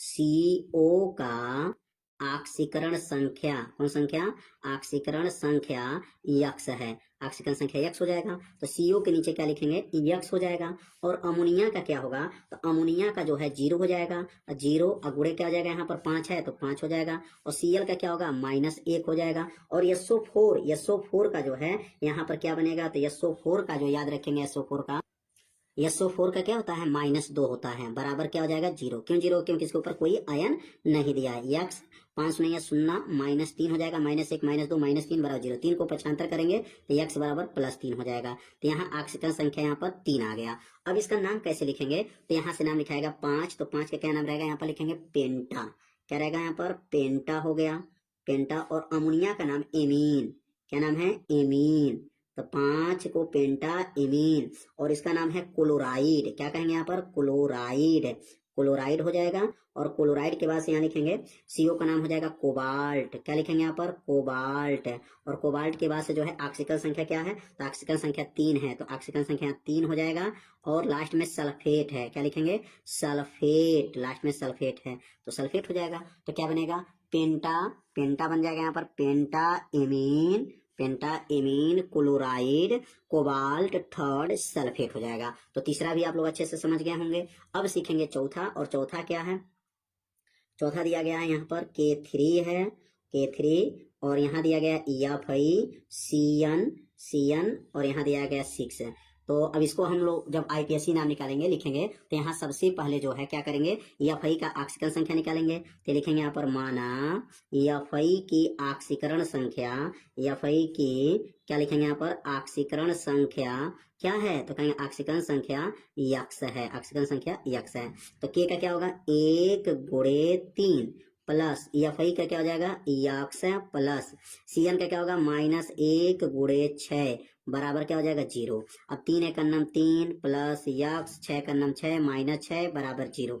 3 में से 6 घटा दीजिए, -3 हो जाएगा बराबर 0। 3 को पक्षांतर कर लेंगे, यक्स बराबर 3, यक्स बराबर क्या हो जाएगा, 3 हो जाएगा। अब यहाँ यक्स का मान 3 आ गया। अब यहाँ पर जब कोष्टक के आगे जब रहेगा तो इसको धन आयन और इधर वाला को ऋण आयन कहा जाता है। और यहाँ अंक, कोई भी अंक दिया रहेगा उस अंक का नाम नहीं लिखते हैं, केवल इसका जो तत्व है उसका नाम लिखाएगा। तो क्या बनेगा, इसका नाम बनेगा पोटेशियम, क्या बनेगा, पोटेशियम, पोटेशियम हो गया। 6 को क्या बोलेंगे, हेक्सा हो जाएगा, पोटेशियम हेक्सा। और हेक्सा के बाद क्या लिखेंगे, साइनो, क्या लिखेंगे, साइनो। और साइनो के बाद लिखेंगे यहाँ पर यफ। अब यहाँ पर फेरेट हो जाएगा, फेरेट, ऋण आयन हो जाएगा, इसमें 8 सब जोड़ देते हैं, फेरेट। और फेरेट के बाद जो ऑक्सीकरण संख्या आया है, अब उस ऑक्सीकरण संख्या को यहाँ पर रख लेंगे। तो यहाँ पर 3 जो है ऑक्सीकरण संख्या है, तो यहाँ पर 3 हो जाएगा। तो क्या बनेगा, potassium hexacyanoferrate third हो जाएगा। तो कितना आसान इसमें दिया गया है। अब यहाँ पर ऑक्सीकरण संख्या यहाँ पर जो है 4। आज के इस वीडियो में क्लास 12 के रसायन विज्ञान में महत्वपूर्ण प्रश्नों के बारे में बताया जाएगा। और यह महत्वपूर्ण प्रश्न हर साल के पेपर में पूछा जा रहा है। तो आप सभी लोग इस वीडियो को एक बार पूरा जरूर देखिए। तो प्रश्न क्या है, ग्लूकोज से एन हेक्सेन, मतलब ग्लूकोज से जो है एन हेक्सेन कैसे बनेगा, इसको बनाना है। ग्लूकोज से जो है पेंटा एसिटिक ग्लूकोज बनाना है। ग्लूकोज से ही ग्लूकोज साइनोहाइड्रिन बनाना है। और ग्लूकोज से ही ग्लूकोनिक अम्ल बनाने की अभिक्रिया के रासायनिक समीकरण लिखिए। तो यह प्रश्न जो है हमेशा पेपर में पूछा जा रहा है। तो कैसे इसको अभिक्रिया को लिखा जाएगा, एक एक अभिक्रिया को समझेंगे। पहले हम लोग समझेंगे ग्लूकोज से एन हेक्सेन कैसे बनेगा। तो यहां पर लिख लेंगे, यहां पर ग्लूकोज। अब यहां ग्लूकोज से हम लोग क्या बनाने जा रहे हैं, तो ग्लूकोज से जो है एन हेक्सेन बनाएंगे। ग्लूकोज से क्या बनाएंगे, एन हेक्सेन, हेक्सेन बना लेंगे। एन का मतलब क्या है, नॉर्मल इसको बोला जाता है। ग्लूकोज से जो है एन हेक्सेन बनाने के लिए क्या करना पड़ेगा, तो सबसे पहले यहाँ पर अभिक्रिया के बारे में समझेंगे कि हमको ग्लूकोज को लेना है। तो ग्लूकोज का जो है सूत्र क्या होता है, तो ग्लूकोज का जो सूत्र होगा याद रखेंगे CHO, क्या होता है CHO, और यहाँ पर जो हो जाएगा CHOH, और यहाँ पे जो हो जाएगा 4 यहाँ घात रहेगा, और जो है अगला जो बनेगा यहाँ पर CH2OH। यह ग्लूकोज की जो है संरचना है। क्या है, यह ग्लूकोज की जो है संरचना है। ग्लूकोज का सूत्र क्या होता है, कार्बन 6 होता है, हाइड्रोजन 12 होता है और ऑक्सीजन 6 होता है। यहाँ गिनेंगे ना तो कार्बन 6 है, 4 यहाँ पर है, एक 5 एक 6 हो जाएगा। हाइड्रोजन यहाँ पर 4 दूनी 8 हो गया, 9 हो जाएगा। यहाँ पर 4, यहाँ देखिए 2 यहाँ है तो 2 दूना 4 दूना 8 हो गया, 8 एक 9, 9 2 11 और 1 12 हो जाएगा। तो ऑक्सीजन 6 भी है। तो यहाँ पर इसकी ग्लूकोज की क्या किया गया है, संरचना सूत्र लिखा गया है। अब इसको जो गर्म करेंगे ना, किसके उपस्थिति में गर्म करेंगे, तो यहाँ पर हाइड्रोजन आयोडाइड के उपस्थिति में गर्म करिए, या जो है लाल फास्फोरस, क्या लिखेंगे यहाँ पर, लाल फास्फोरस के उपस्थिति में जो है गर्म करेंगे। तो लाल जब फास्फोरस के अगर उपस्थिति में गर्म करते हैं तो ये क्या बनेगा, तो ये जो है हाइड्रोजन आयोडाइड कहिए या लाल फास्फोरस के उपस्थिति में जब गर्म करेंगे तो ये ग्लूकोज जो है टूट करके किसमें बदल जाएगा, एन हेक्सेन में बन जाएगा। हेक्सेन का मतलब क्या है CH3, और यहाँ लिखेंगे CH2 जो है 4 हो जाएगा, 4 बन गया, 4 कार्बन इसमें हो गया, और लास्ट में लिखेंगे CH3 हो जाएगा। तो 3 यहाँ पे देखिए, यहाँ पे 4 कार्बन इसमें है, एक 5 कार्बन है, एक 6 कार्बन को हेक्सेन कहा जाता है। तो हेक्सेन का सूत्र क्या बनेगा, CH3 CH2 CH2 CH2 CH2, कितनी बार, 4 बार, और लास्ट में क्या लिखेंगे CH3। इसका नाम क्या होगा, तो इसका नाम हो जाएगा एन हेक्सेन हो जाएगा। क्या बनेगा यहाँ पर, एन हेक्सेन हो गया। तो यह आप अब क्रिया समझ गए होंगे कि इसमें क्या किया गया, ग्लूकोज से एन हेक्सेन बनाने के लिए हम ग्लूकोज को लेंगे और हाइड्रोजन आयोडाइड या लाल फास्फोरस के उपस्थिति में जब गर्म करेंगे तो ये नॉर्मल हेक्सेन जो है बन जाएगा। तो पहला अभिक्रिया जो है आप लोग समझ गए होंगे। अब दूसरा जो अभिक्रिया है, अब ग्लूकोज से हमको बनाना है, तो क्या है, ग्लूकोज से क्या बनेगा, तो यहाँ नोट करेंगे हेडिंग, ग्लूकोज से हमको बनाने चलना है। ग्लूकोज से क्या बनेगा, तो कहेंगे ग्लूकोज से पेंटा, क्या बनाएंगे यहाँ पर, पेंटा जो है, पेंटा यहाँ जाएगा, पेंटा एसिटिक है, पेंटा एसिटिक जो है ग्लूकोज बनाना है। तो पेंटा एसिटिक जो है ग्लूकोज कैसे बनेगा, अब इसके बनाने के जो है विधि के बारे में बताया जाएगा। बहुत आसान है, बस थोड़ा सा अगर आप ध्यान देते हैं तो आप अभिक्रिया को समझ लेंगे। बहुत आसान अभिक्रिया है। अब यहाँ ग्लूकोज को लेना है और पेंटा जो है एसिटिक ग्लूकोज बनाना है। तो कैसे बनेगा, पेंटा एसिटिक ग्लूकोज बनाने के लिए पहले तुमको ग्लूकोज की संरचना लिखना पड़ेगा। तो यहाँ पर जो है ग्लूकोज की संरचना लिख लीजिए। क्या सूत्र होता है, CHO, और यहाँ लिखेंगे CHOH, और यहाँ नीचे कितना घात होता है, 4 घात होता है, और यहाँ का लिखेंगे CH2OH। अब इसको क्रिया कराएंगे। अब यहाँ पेंटा बोला गया है, पेंटा का मतलब 5, और एसिटिक बोला गया, तो एसिटिक मतलब क्या हो जाएगा, यहाँ पर एसिटिल क्लोराइड से जो है क्रिया कराएंगे। और एसिटिल क्लोराइड का सूत्र क्या होता है, CH3COCl, और यहाँ पर जो है पेंटा लगा तो 5 यहाँ लगाया जाएगा, अभी संतुलित करने के लिए लगाया जाएगा। और यहाँ पे इसको जब गर्म करेंगे तो गर्म करने पर क्या बनेगा, ग्लूकोज से क्या बनाने जा रहे हैं, पेंटा एसिटिक ग्लूकोज बनाना है। तो यहाँ पर जो है जब गर्म करेंगे तो किसके उपस्थिति में गर्म करना है, तो यहाँ पे ध्यान देना है। तो यह गर्म जब होगा तो बनेगा, यहाँ पर कैसे बनेगा, कैसे सूत्र लिखेंगे, बहुत आसान सूत्र है, बस थोड़ा सा ध्यान देंगे। ऊपर क्या है, CHO है, तो यह रहेगा CHO तो रहेगा, और यहाँ पर देखिए बीच में क्या है, CHO है तो कहेंगे यहाँ पर CHO, और O है तो O रहेगा। ध्यान देंगे, यहाँ पर O है तो O रहेगा इसमें, तो यह O रहेगा, बस इसमें से H को हटा दीजिए, ठीक है। और CH3 जो है, यहाँ पर CH3 जो है CO है, इसके जगह पे लगा दीजिए। तो यहाँ पे क्या हो जाएगा, यहाँ पे बन जाएगा CO, क्या लिखेंगे CO, CH3 हो जाएगा। और यहाँ पर देखेंगे कितना है, 4 है तो 4 भी लगा दीजिए। और नीचे आइए, CH2 है तो नीचे CH2 है तो CH2 उतर जाएगा, बगल में O है तो O हो जाएगा।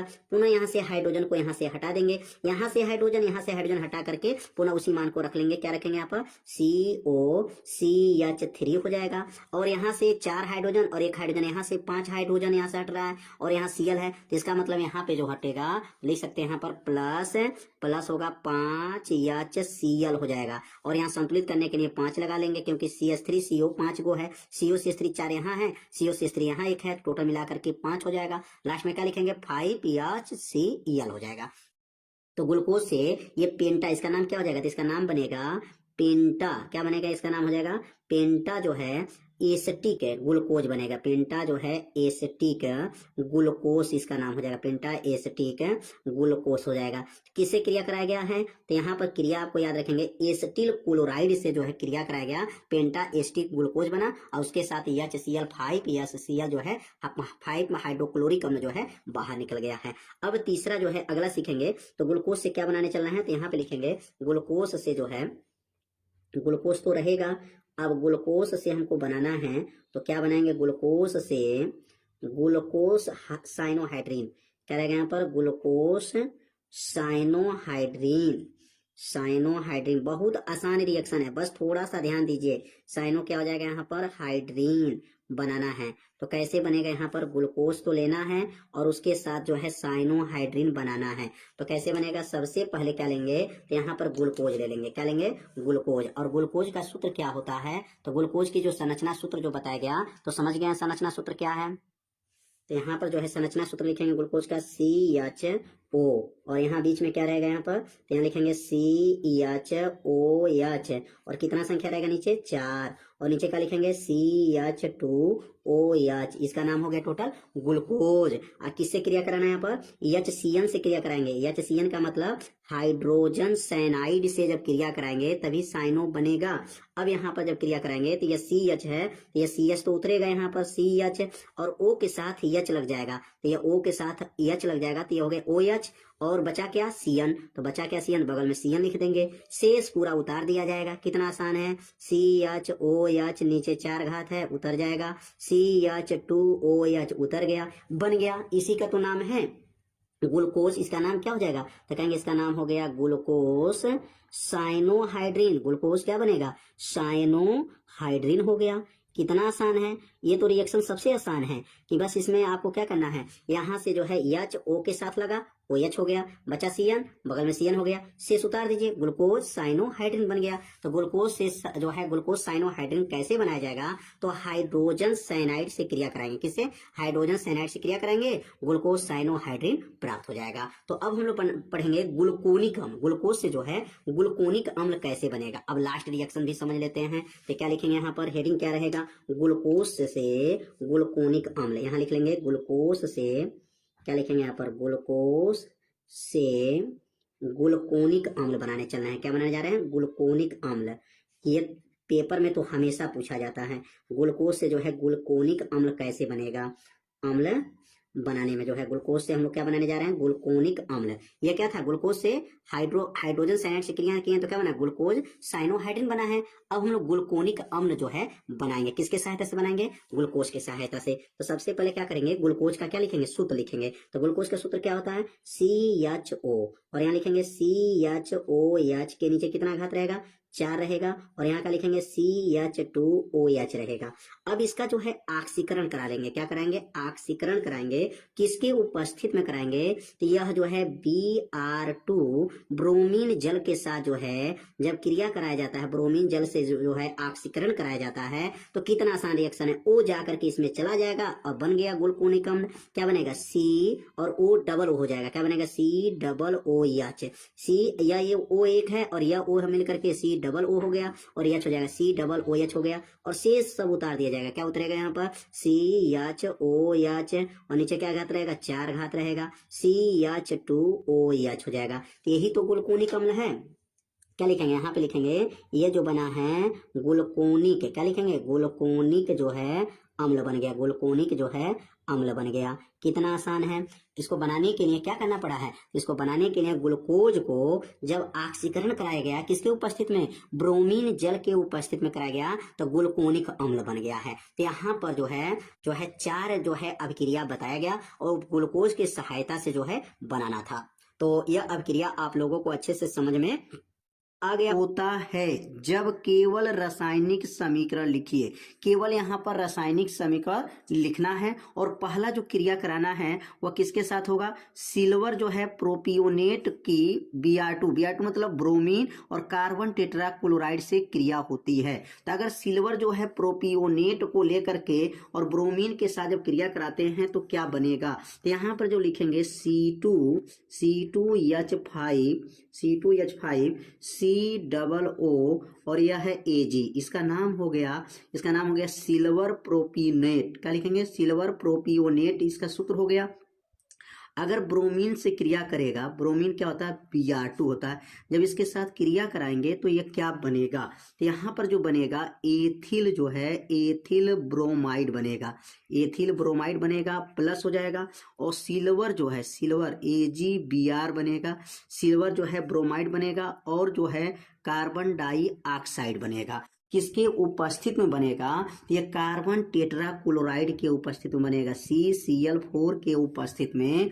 जब ब्रोमीन के साथ जब क्रिया कराएंगे तो क्या क्या बनेगा? तो यह जो बना है, यह सूत्र किसका है? C2H5COOAg, ये किसका सूत्र है? तो सिल्वर प्रोपियोनेट है। और ये Br2 ब्रोमीन के साथ क्रिया हुआ तो एथिल ब्रोमाइड बना, सिल्वर जो है ब्रोमाइड बना, और कार्बन डाइऑक्साइड गैस बना। तो यहाँ पर जो है देख सकते हैं क्या क्या यौगिक बना है।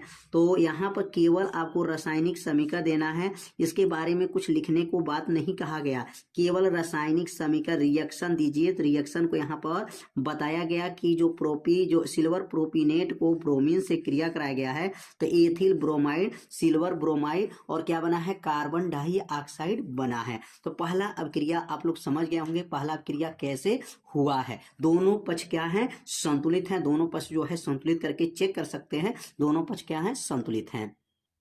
अब अगला जो अभिक्रिया है कराना है ब्रोमोबेंजीन की शुष्क ईथर के उपस्थित में मैग्नीशियम से क्रिया होती है। तो यहाँ पर ब्रोमोबेंजीन बनाएंगे, और ब्रोमोबेंजीन का सूत्र क्या बनेगा? कार्बन 6 हाइड्रोजन 5 और ये हो जाएगा Br। इसका नाम क्या हो गया? तो इसका नाम हो गया ब्रोमोबेंजीन। और इसको किसके उपस्थित में कराना है? शुष्क ईथर के उपस्थित में। किसके साथ क्रिया कराना है? तो Mg के साथ कराना है। मैग्नीशियम के साथ जब क्रिया कराएंगे तो क्या बनेगा? तो यहाँ पर ऊपर किसके उपस्थित रहेगा? तो ऊपर रहेगा शुष्क ईथर के उपस्थित में। जब ये क्रिया करेगा तो क्या बनेगा? तो कार्बन 6 हाइड्रोजन 5 और बन जाएगा यहाँ पर Mg, और क्या बनेगा? Br बनेगा, MgBr हो गया। इसका नाम अगर लिखना चाहें तो इसका नाम क्या लिख सकते हैं? इसका नाम होगा फेनिल। क्या नाम होगा? Phenyl magnesium. मैग्नीशियम जो है फेनिल मैग्नीशियम ब्रोमाइड, इसका नाम है ब्रोमाइड। तो क्या बना है यहाँ पर? जब जो है यहाँ पर क्रिया हुआ है, किसके साथ क्रिया कराया गया है? तो ब्रोमोबेंजीन की जो क्रिया हुआ है वो मैग्नीशियम धातु के साथ हुआ है, और शुष्क ईथर के उपस्थित में जब ये क्रिया कराया गया है तो क्या बना है? तो यहाँ पे जो बना है उसका नाम क्या है? फेनिल मैग्नीशियम ब्रोमाइड जो है प्राप्त हुआ है। दोनों पक्ष अभिक्रिया क्या है? संतुलित हैं। तो दूसरा अभिक्रिया समझ लिए होंगे कि जब ब्रोमोबेंजीन की क्रिया मैग्नीशियम धातु के साथ शुष्क ईथर के उपस्थित में कराया गया है तो फेनिल मैग्नीशियम ब्रोमाइड बना हुआ है। तो दो अभिक्रिया जो है आप लोग अच्छे से समझ गए होंगे। अब हम लोग सीखेंगे तीसरा अभिक्रिया। तो अगला अभिक्रिया जो है मेथिल ब्रोमाइड की अभिक्रिया पोटेशियम साइनाइड से होती है। जब मेथिल जो है ब्रोमाइड की अभिक्रिया अगर केसियन से कराई जाती है तो क्या बनेगा? तो यह मेथिल ब्रोमाइड है, CH3Br है, और KCN से जो क्रिया करेंगे तो ये CN जो है Br के जगह चला आएगा, और Br जो है KCN के आगे आ जाएगा तो क्या हो जाएगा? CH3CN हो जाएगा और KBr हो जाएगा। तो इसका नाम क्या हो गया? मेथिल साइनाइड बन गया, और ये बन गया पोटेशियम साइनाइड बन गया। तो उम्मीद करते हैं यह क्रिया आप लोग समझ गए होंगे कि मेथिल ब्रोमाइड की क्रिया पोटेशियम साइनाइड से कराएंगे तो मेथिल जो है साइनाइड बनेगा, पोटेशियम ब्रोमाइड बनेगा। अब अगला जो अभिक्रिया कराना है एथिल, यहाँ पर अभिक्रिया लिखना है। अगला अभिक्रिया जो कराया जाएगा किसके साथ कराएंगे? यहाँ पर एथिल ब्रोमाइड की क्रिया, एथिल ब्रोमाइड को सोडियम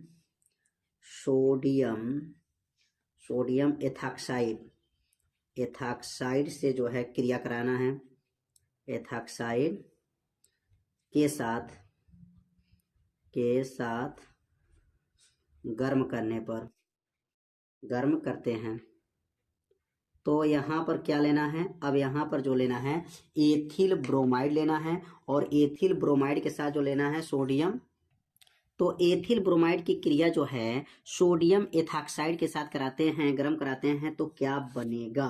तो यहाँ पर जो अगर देखेंगे एथिल ब्रोमाइड का सूत्र क्या है, C2H5। C2H5 एथिल बोलते हैं, ब्रोमाइड का मतलब क्या हो गया, Br हो गया, प्लस हो गया सोडियम, सोडियम जो है एथॉक्साइड। तो सोडियम एथॉक्साइड का सूत्र क्या है, तो सोडियम एथॉक्साइड का सूत्र होता है C2H5 और O जो है N, इसका नाम होता है सोडियम एथॉक्साइड के साथ जब क्रिया कराएंगे तो क्या बनेगा, तो यहाँ पर बनेगा C2H5O, C2H5, इसका नाम क्या हो गया, डाई एथिल ईथर हो जाएगा, और इसके साथ जो बनेगा NBr हो जाएगा, NBr एक पास हो गया, सोडियम के साथ Br हो गया, और C2H5O और C2H5 हो जाएगा, तो क्या बनेगा, इसका नाम क्या हो जाएगा, डाई एथिल, डाई जो है एथिल ईथर बन जाएगा, डाई एथिल ईथर बन गया, और इसके साथ जो है सोडियम ब्रोमाइड जो है प्राप्त हो गया। कितना आसान रिएक्शन है, और ये ऐसे रिएक्शन जो है हमेशा पेपर में पूछा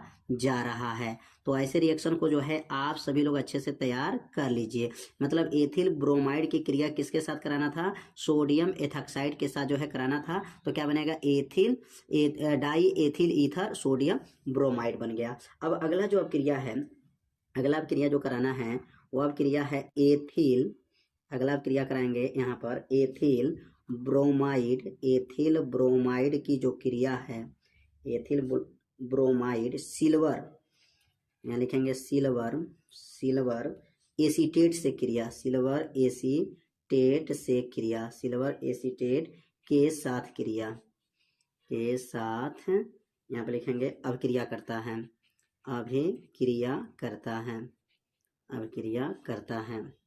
तो अब यहाँ पे जो क्रिया कराना है किसके साथ कराना है, एथिल जो है ब्रोमाइड ले लेंगे और सिल्वर एसीटेट के साथ जो है क्रिया कराया जाएगा, तो क्या बनेगा, तो अब एथिल जो ब्रोमाइड है उसका सूत्र क्या बनेगा, तो एथिल ब्रोमाइड का सूत्र होगा C2H5Br हो गया, यह हो गया एथिल ब्रोमाइड हो गया, प्लस हो जाएगा, अब सिल्वर एसीटेट का सूत्र क्या होगा, CH3COOAG, ये क्या बनेगा, इसका नाम क्या होगा, सिल्वर एसीटेट हो जाएगा। उसके साथ जब गर्म करेंगे तो ये क्या बनेगा, तो यहाँ पर जो बनेगा CH3COO हो जाएगा, C2H5 हो जाएगा, प्लस जो है बनेगा क्या बनेगा, AgBr हो जाएगा, Ag क्या हो जाएगा, Br, Ag के साथ Br चला जाएगा, CH3COO जाएगा। इसका नाम क्या हो जाएगा, इसका नाम एस्टर बोला जाता है, क्या बोला जाता है, एस्टर बोला जाता है, या इसको बोल सकते हैं एथिल एसीटेट, क्या बोल सकते हैं, एथिल एसीटेट के नाम से भी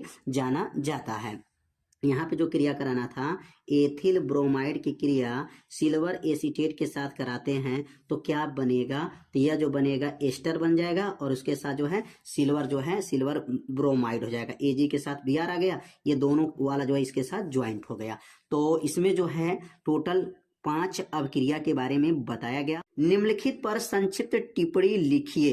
पहला है विलियमसन संश्लेषण क्या है, और गाटर मान जो है अभिक्रिया कोल्बे अभिक्रिया। यहाँ पर 3 अभिक्रिया के बारे में जो है समझाया जाएगा, तो तीनों अभिक्रिया को जो है आप लोग अच्छे से अपने कॉपी में नोट कर लीजिए, क्योंकि ऐसे अभिक्रिया हर साल के पेपर में पूछा जा रहा है। तो यहाँ पर पहला जो हेडिंग नोट करेंगे, पहला अभिक्रिया लिखेंगे विलियमसन जो है संश्लेषण क्या होता है। बहुत आसान उत्तर है, बस थोड़ा सा अगर ध्यान देंगे तो यह अभिक्रिया आप लोगों को क्या होगा, याद हो जाएगा। तो यहाँ पर लिखेंगे, हेडिंग नोट कर लेंगे, पहला जो है विलियमसन संश्लेषण।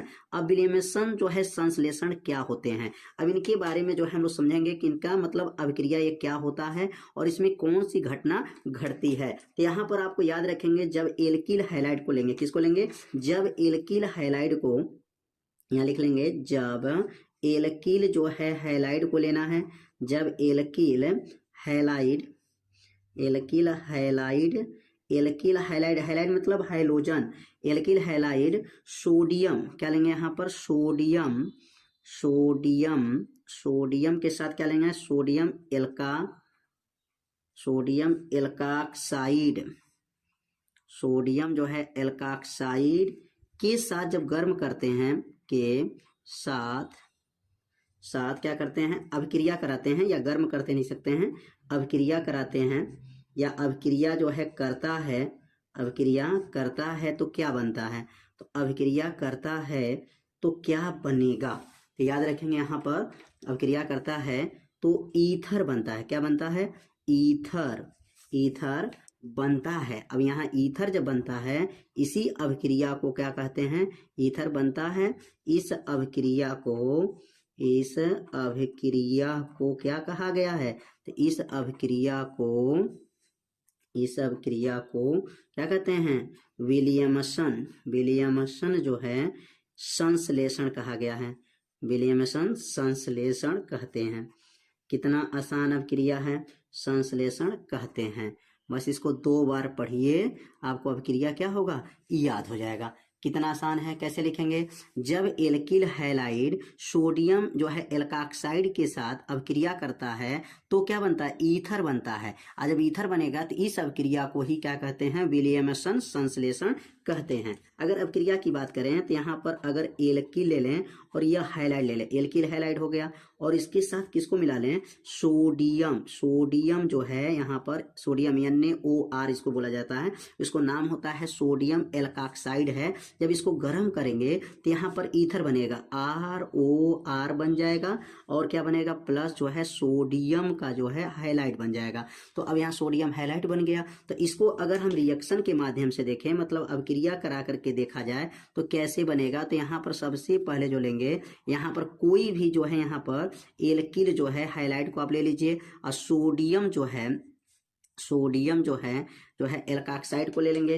तो यहाँ पर अगर यहाँ एल्किल की बात करते हैं तो अगर दूसरा एल्किल अगर कोई यौगिक लिखते हैं तो अगर C2H5 ले लें और Br ले लें, इसका नाम क्या हो गया, तो यह एल्किल का मतलब C2H5 हो गया, और X का मतलब हो गया हैलोजन, हैलोजन मतलब क्लोरीन, ब्रोमीन, आयोडीन ले सकते हैं। और किसके साथ क्रिया कराना है, तो NaO, और यहाँ लिखेंगे C2H5, इसका नाम पूरा क्या नाम हो गया, सोडियम एल्काक्साइड हो गया। गर्म करेंगे तो ROR, यहाँ ROR है तो R के जगह पे क्या लिखे हैं, C2H5 है, और C2H5 है, बीच में O आ जाएगा तो क्या बनेगा, C2H5O, इसी का नाम तो हो गया डाई एथिल ईथर। और इसके साथ क्या बनेगा, Na, और X के जगह पे क्या लिए हैं, Br लिए हैं, तो NaBr हो जाएगा, Na क्या बनेगा, Br हो जाएगा। अब ये अभिक्रिया जो बना, इस अभिक्रिया को ही क्या कहते हैं, विलियमसन संश्लेषण अभिक्रिया इसको कहा जाता है। जिस अभिक्रिया में ईथर प्राप्त हो जाए उसी अभिक्रिया को क्या कहा जाता है, विलियमसन संश्लेषण अभिक्रिया कहते हैं। तो उम्मीद करते हैं यह अभिक्रिया आप लोग अच्छे से समझ गए होंगे। किसके साथ जो है क्रिया कराना था, तो एल्किल हैलाइड को लेंगे और सोडियम एल्काक्साइड के साथ गर्म करेंगे तो ईथर प्राप्त होगा, और इसी ईथर प्राप्त करने की अभिक्रिया को ही विलियमसन संश्लेषण अभिक्रिया कहते हैं। अब अगला जो हेडिंग नोट करेंगे, अगला हेडिंग महत्वपूर्ण अभिक्रिया, गाटरमान अभिक्रिया। क्या लिखेंगे यहाँ पर, गाटरमान अभिक्रिया। तो गाटरमान जो है अभिक्रिया क्या होता है, बहुत सरल उत्तर बताया जाएगा जिससे आपको तुरंत उत्तर क्या हो, याद हो जाए। तो गाटरमान अभिक्रिया के बारे में समझेंगे कि गाटरमान अभिक्रिया क्या होते हैं और इसकी परिभाषा क्या बनेगा, और जो है इसमें कौन से केमिकल को लेंगे और गर्म करेंगे। तो यहाँ पर जो है गाटरमान अभिक्रिया में बेंजीन डाई एजोनियम क्लोराइड लेंगे। क्या लेंगे, तो यहाँ पे लिखेंगे बेंजीन, क्या लेना है यहाँ पर, benzene diazonium chloride, benzene diazonium जो है क्लोराइड, ये आपको केमिकल को लेना है। पहला केमिकल क्या रहेगा, benzene diazonium chloride. Chloride को अब यहाँ पर लेना है को कापर के साथ, किसके साथ, कापर का चूर्ण लेना रहता है। क्या रहते हैं, कापर का चूर्ण, कापर का जो है चूर्ण, तथा कापर का चूर्ण की उपस्थिति में, कापर के चूर्ण के उपस्थिति में और किसके साथ क्रिया कराते हैं, तो HCl के साथ, किसके साथ, HCl के साथ जो है अभिक्रिया कराते हैं, HCl के साथ जो है अभिक्रिया कराते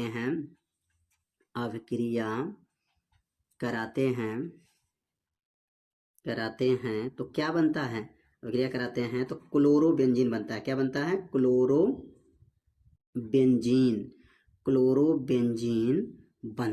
क्लोरोबेंजीन बनता है। इस अभिक्रिया को ही क्या कहते हैं, अभिक्रिया को अब लिखेंगे यहाँ पर, इस अभिक्रिया को क्या कहा गया है, लिखेंगे यहाँ पर इस अभिक्रिया को गाटरमान अभिक्रिया कहते हैं। इस अभिक्रिया को क्या कहा गया है? इस अभिक्रिया को क्या कहा गया है? गाटरमान अभिक्रिया कहते हैं। इस अभिक्रिया को क्या कहते हैं? गाटरमान अभिक्रिया कहते हैं। गाटरमान अभिक्रिया कहते हैं। कितना आसान है, बस थोड़ा सा आप ध्यान देंगे तो ये अभिक्रिया आपको क्या होगा? याद हो जाएगा। अभिक्रिया कहते हैं। तो यहाँ पर जो है क्या लेंगे? तो सबसे पहले बेंजीन डाई एजोनियम क्लोराइड लेंगे। क्या लेंगे? Benzene diazonium chloride. और बेंजीन डाई एजोनियम क्लोराइड का सूत्र कैसे बनता है प्रतीक? तो पहले हम यहाँ बेंजीन बना लेंगे और ऊपर जो बना होता है, ऊपर जो रहेगा N2, क्या रहेगा? N2Cl रहता है। और किसके साथ क्रिया कराएंगे? तो HCl के साथ क्रिया कराएंगे और गर्म करेंगे तो क्या बनेगा? तो यहाँ पर जो बनेगा, यहाँ से जो है, अब यहाँ से क्या बनेगा? ये क्लोरीन उठ करके इसके पास चला जाएगा, या क्लोरीन यहीं पर रहेगा, नाइट्रोजन गैस निकाल दीजिए तो क्या बनेगा? क्लोरोबेंजीन बनाना है तो यह क्लोरोबेंजीन हो गया, या क्लोरोसीएल हो जाएगा। और इसमें से क्लोरोबेंजीन बनने के बाद इसमें से नाइट्रोजन गैस जो है बाहर निकल जाएगा, नाइट्रोजन गैस बाहर निकल जाएगा। और जो HCl है, HCl आपका जो है वही का वही रह जाएगा। यह क्रिया उसके साथ जो है नहीं करेगा, बस उसमें HCl रहेगा, तभी ये क्रिया जो होता है संपन्न होता है। और किसके चूड़ के उपस्थित में? Cu का जो है चूड़ रहता है, कॉपर के चूड़ के उपस्थित में HCl के साथ क्रिया कराते हैं तो लास्ट में HCl ही रहेगा। यह जो अब क्रिया जो HCl को मिलाए थे, यह HCl जो है चाहे तो इसके ऊपर भी लिख सकते हैं, यहाँ पर HCl जो है इसके ऊपर, यहाँ पर जो है तीर के ऊपर लिख सकते हैं उत्प्रेरक के जहाँ पे लिखे हैं, या आप यहीं पर लिखेंगे तभी कोई दिक्कत नहीं है। तो यहाँ पर जो अब क्रिया बना है तो यह गाटरमान अब क्रिया को ध्यान देंगे, इसमें HCl जो होता है वो क्रिया करेगा, लेकिन वह जो है क्रिया करके पुनः वो जो है HCl ही प्राप्त कर लेता है। इसी अभिक्रिया को क्या नाम रखा गया है? गाटरमान अभिक्रिया रखा गया है। गाटरमान अभिक्रिया में क्या बनता है? क्लोरोबेंजीन प्राप्त होता है। और किसके चूड़ में प्राप्त होता है? तो यह जो प्राप्त होता है यह कॉपर के चूड़ में HCl के साथ जब गर्म किया जाता है तो क्लोरोबेंजीन बन जाता है। इसी अभिक्रिया को गाटरमान अभिक्रिया कहा गया है। तो यह अभिक्रिया आप लोगों को अच्छे से समझ में आ गया होगा। तो अब अगला अभिक्रिया सीखेंगे कोल्बे अभिक्रिया क्या होते हैं। अब कोल्बे अभिक्रिया के बारे में समझेंगे। अब अगला जो अभिक्रिया है वह है कोल्बे अभिक्रिया है। अब कोल्बे अभिक्रिया क्या होता है तो लिखेंगे यहाँ पर, जब सोडियम फिनॉक्साइड को, जब किसको लेंगे यहाँ पर? सोडियम फिनॉक्साइड को कितने डिग्री पे गर्म करेंगे? तो कहेंगे यहाँ पर सोडियम फिनॉक्साइड को 120 से 140 डिग्री सेल्सियस पर, 140 डिग्री सेल्सियस पर CO2 के साथ, मतलब कार्बन डाइऑक्साइड के साथ जब गर्म करते हैं, कार्बन डाइऑक्साइड के साथ जब गर्म अभिक्रिया कराते हैं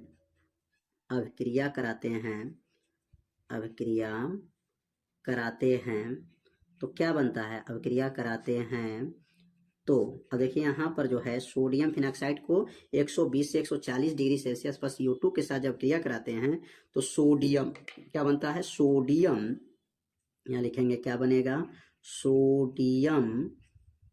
सोडियम जो है सैलिसिलेट बनता है। सोडियम सैलिसिलेट बनता है। सोडियम सैलिसिलेट बनता है। सोडियम सैलिसिलेट बनता है।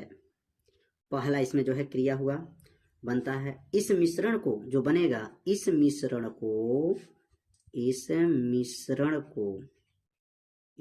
जो बनेगा, सोडियम जो सैलिसिलेट बनेगा, इस मिश्रण को HCl हाइड्रोक्लोरिक अम्ल के साथ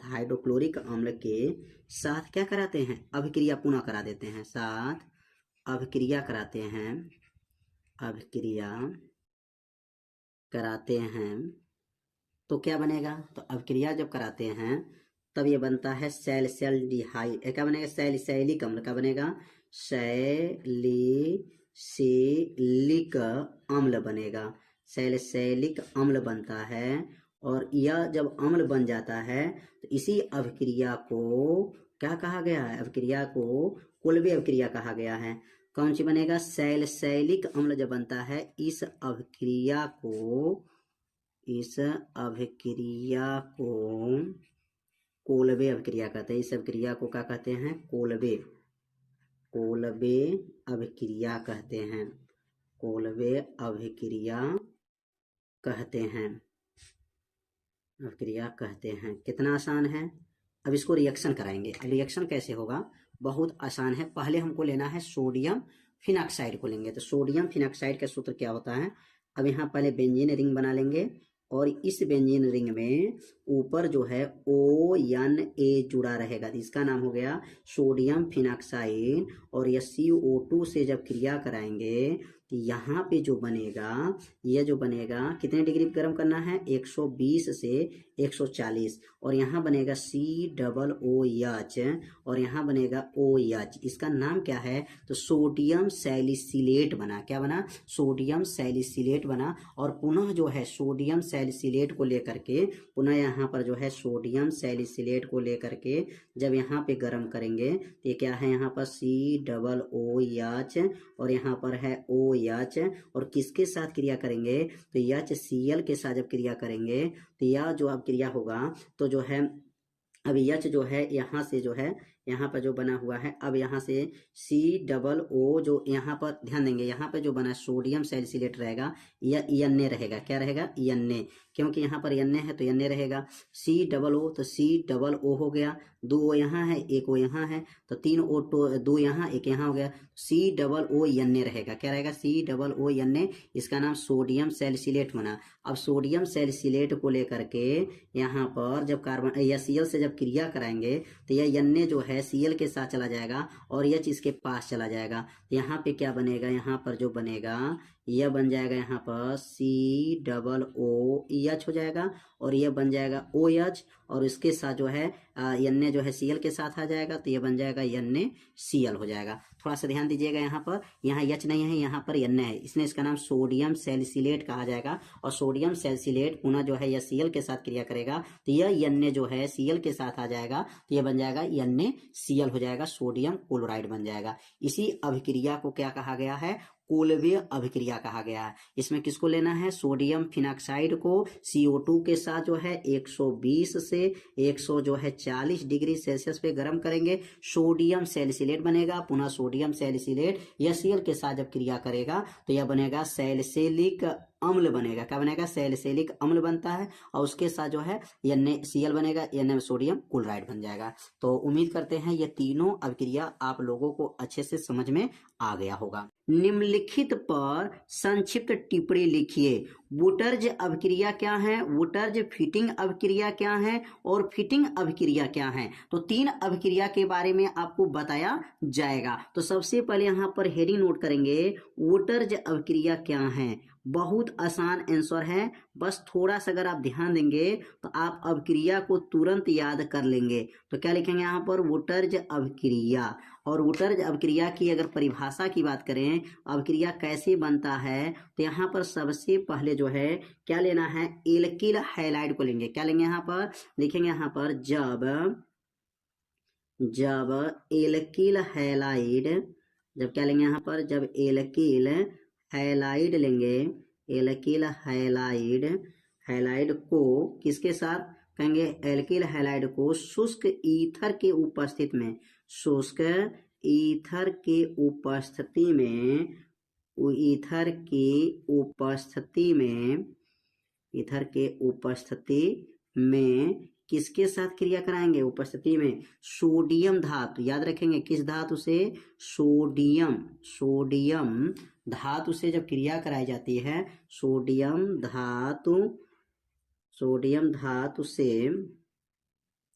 धातु से क्रिया कराने पर क्या बनेगा, क्रिया कराने पर बनेगा यहाँ पर एल्केन प्राप्त होता है। क्या प्राप्त होता है, तो यहाँ लिखेंगे एल्केन प्राप्त होता है। लिखेंगे यहाँ पर एल्केन प्राप्त होता है। इस अभिक्रिया को क्या कहा गया है, लिखेंगे यहाँ पर इस अभिक्रिया को क्या कहा गया, वुटर्ज अभिक्रिया कहा गया। इस अभिक्रिया को लिखेंगे यहाँ पर वुटर्ज अभिक्रिया कहा गया। कितना आसान आंसर है, बस थोड़ा सा आपको क्या करना है, ध्यान देना है। तो वुटर्ज अभिक्रिया कहते हैं। तो क्या क्या मिलाना है यहाँ पर? तो सबसे पहले यहाँ पर क्या मिलाना है? एल्किल हैलाइड को लेंगे यहाँ पर, और एल्किल हैलाइड को शुष्क ईथर के उपस्थिति में क्या करेंगे? गर्म करेंगे। तो यहाँ पर जो है अब एल्किल हैलाइड में कोई केमिकल ले लेते हैं। एल्किल हैलाइड का मतलब CH3, CH हो गया, ये एल्किल हैलाइड हो गया। और अगर यहाँ सोडियम धातु से क्रिया करा दें Na से, और पुनः इसमें एल्किल हैलाइड जब भी लेंगे तो इसमें दो अणु को लेना रहेगा, Cl यहाँ पर CH3, मतलब ये दोनों को मिला करके जब गर्म करेंगे तो यहाँ पर जो बनेगा एल्केन समूह मतलब एथेन बन जाएगा, C2H6 हो जाएगा, कार्बन 2 हाइड्रोजन 6 हो जाएगा, और यहाँ पर बनेगा NaCl हो जाएगा। तो Na यहाँ 2 है तो यहाँ 2 Na हो जाएगा, यहाँ पर 2 Na हो जाएगा, और 2 Cl हो गया, 2 Cl हो गया, CH3 और CH3 मिलेगा तो बनेगा, तो क्या बनेगा? C2H6 हो जाएगा, कार्बन 2 हाइड्रोजन 6, और ये किस समूह में आता है? तो यह एल्केन समूह में आता है, और एल्केन में क्या है? एथेन है। इसी अभिक्रिया को क्या कहा गया? इस अभिक्रिया को वुटर्ज अभिक्रिया कहा गया है। यहाँ पर एल्किल हैलाइड को सोडियम धातु से कराया गया क्रिया शुष्क ईथर के उपस्थिति में, किसके उपस्थिति में? शुष्क ईथर, यहाँ लिख सकते हैं शुष्क ईथर, शुष्क ईथर के उपस्थिति में जब क्रिया कराया गया तो यह बना एल्केन। एल्केन में क्या बना है? एथेन, और यह बना सोडियम क्लोराइड। इसी अभिक्रिया को वुटर्ज अभिक्रिया कहा गया। अब हम लोग पढ़ेंगे अगला अभिक्रिया, वुटर्ज फिटिंग अभिक्रिया क्या होते हैं। अब अगला जो अभिक्रिया है वुटर्ज फिटिंग अभिक्रिया। तो वुटर्ज फिटिंग अभिक्रिया किसे कहते हैं? तो यह अभिक्रिया जब लिखेंगे तो लिखेंगे यहाँ पर जब क्लोरोबेंजीन, क्या लिखेंगे यहाँ पर? जब क्लोरोबेंजीन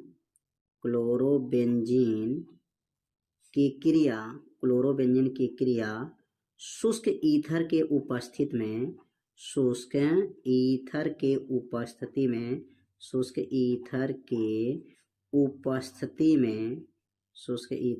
उपस्थिति में किसके साथ कराना है? तो शुष्क ईथर के उपस्थिति में सोडियम धातु, किसके साथ? सोडियम धातु तथा यहाँ पर एथिल क्लोराइड, क्या कहेंगे? मेथिल, क्या बोलेंगे यहाँ पर? मेथिल क्लोराइड के साथ क्रिया कराई जाती है।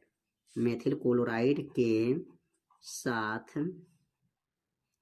अभिक्रिया कराई जाती है, कराई जाती है। तो क्या बनता है? अभिक्रिया कराई जाती है तो क्या बनेगा? तो अभिक्रिया कराई जाती है तो टॉल्यूइन, याद रखेंगे क्या बनेगा? टॉल्यूइन बनता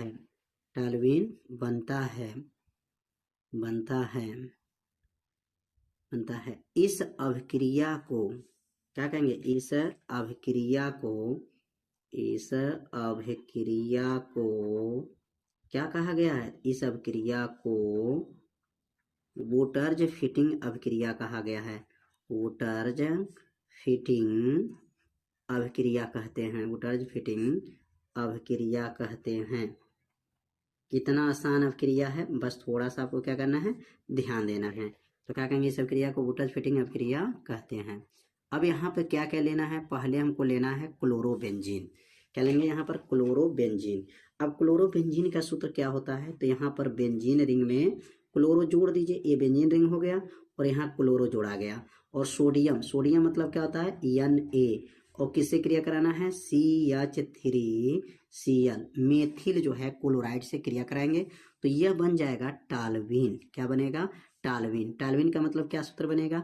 बेंजीन रिंग पर CH3 जुड़ जाए तो इसको बोलते हैं टॉल्यूइन, और यहाँ पर जो है Cl2 है तो यहाँ बनेगा NaCl बनेगा, लेकिन यहाँ 2 लग जाएगा और यहाँ पर भी 2 लग जाएगा संतुलित करने के लिए। तो इस अभिक्रिया को ही क्या कहा गया है? वुटर्ज फिटिंग अभिक्रिया कहा गया है। इसमें क्या क्या लेना रहता है? तो इसमें याद रखेंगे, क्लोरोबेंजीन लेंगे, सोडियम धातु लेंगे, और मेथिल क्लोराइड लेंगे, और लेकर के जब गर्म करेंगे तो ये बनेगा टॉल्यूइन बनेगा, और उसके साथ सोडियम क्लोराइड भी प्राप्त होगा। इसी अभिक्रिया को वुटर्ज फिटिंग अभिक्रिया कहा जाता है। तो उम्मीद करते हैं यह अभिक्रिया आप लोगों को अच्छे से समझ में आ गया होगा। तो अब सीखेंगे अगला अभिक्रिया। अब अगला क्रिया है फिटिंग अभिक्रिया। क्या पढ़ेंगे अब? फिटिंग अभिक्रिया। फिटिंग अभिक्रिया के बारे में समझेंगे। बहुत आसान है, बस थोड़ा सा अगर आप ध्यान देना तो अभिक्रिया क्या होगा तुरंत याद हो जाएगा। तो हम लोग क्या पढ़ेंगे अब? फिटिंग अभिक्रिया।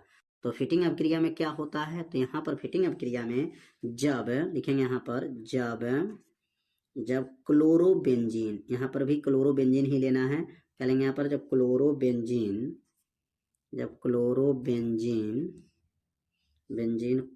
क्लोरोबेंजीन को क्या करना है? शुष्क ईथर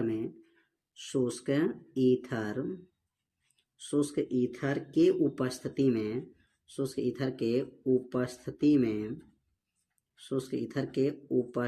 में अब यहाँ पर ऊपर भी देखेंगे, जब आप क्रिया कराए थे तो उसमें भी हम लोग क्या लिए थे? जब क्लोरोबेंजीन की क्रिया जो है शुष्क ईथर की उपस्थिति में किससे क्रिया कराए थे? सोडियम धातु से। क्या लिखेंगे यहाँ पर?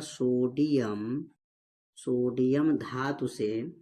क्या लिखेंगे यहाँ पर? सोडियम धातु से क्रिया कराई जाती है। सोडियम धातु से क्रिया कराई जाती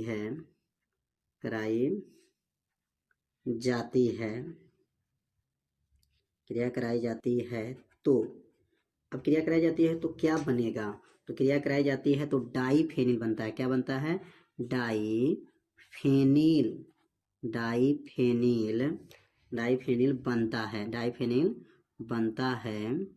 बनता है। इस अभिक्रिया को क्या कहा गया है? तो कहेंगे यहाँ पर इस अभिक्रिया को फिटिंग अभिक्रिया कहते हैं। कौन अभिक्रिया कहते हैं? फिटिंग अभिक्रिया कहते हैं। बस ऊपर वाला अभिक्रिया में क्या था? उसमें भी जो है क्लोरोबेंजीन ही लेना था और इसमें भी क्लोरोबेंजीन लेना है। बस अंतर क्या है? उसमें मेथिल या क्लोराइड को लिया गया है, ऐसे मेथिल क्लोराइड को नहीं लेना है। अब यहाँ पर जो क्लोरोबेंजीन जब लेंगे तो यह बन जाएगा क्लोरोबेंजीन का जो है सूत्र क्या बनेगा? तो क्लोरोबेंजीन यह बन गया क्लोरोबेंजीन, माने बेंजीन रिंग में Cl जुड़ जाए और सोडियम Na हो जाएगा। पुनः यहाँ क्लोरोबेंजीन के अणु जो लेंगे, यहाँ 2 अणु लिया जाएगा। यहाँ क्लोरोबेंजीन का 2 अणु रहेगा। जब क्रिया कराएंगे तो यहाँ पे जो बनेगा, यह बेंजीन रिंग जो है में जो Cl है, Cl जो है Na के साथ आ जाएगा और यहाँ पर दोनों बेंजीन जुड़ जाएगा। अब दोनों बेंजीन जब जुड़ेगा तो यही बनेगा क्या? ये जो बनेगा इसी का नाम बनेगा, क्या बनेगा? डाईफेनिल हो जाएगा। क्या बनेगा? डाईफेनिल हो जाएगा। इसका नाम बना डाईफेनिल हो गया। और उसके साथ जो है Na और Cl मिला करके बनेगा तो क्या बन जाएगा? NaCl हो जाएगा। मतलब 2NaCl बनेगा, 2NaCl हो जाएगा। और संतुलित करने के लिए यहाँ 2 लगा लेंगे तो ये इसका नाम क्या बना? इसी का नाम जो है डाईफेनिल बना। और इसी अभिक्रिया को क्या कहा जाता है? फिटिंग अभिक्रिया कहा जाता है। फिटिंग अभिक्रिया में याद रखेंगे, फिटिंग अभिक्रिया जब बनाएंगे तो इसमें हम लोग क्लोरोबेंजीन के 2 अणु लेना है। क्या लेना है?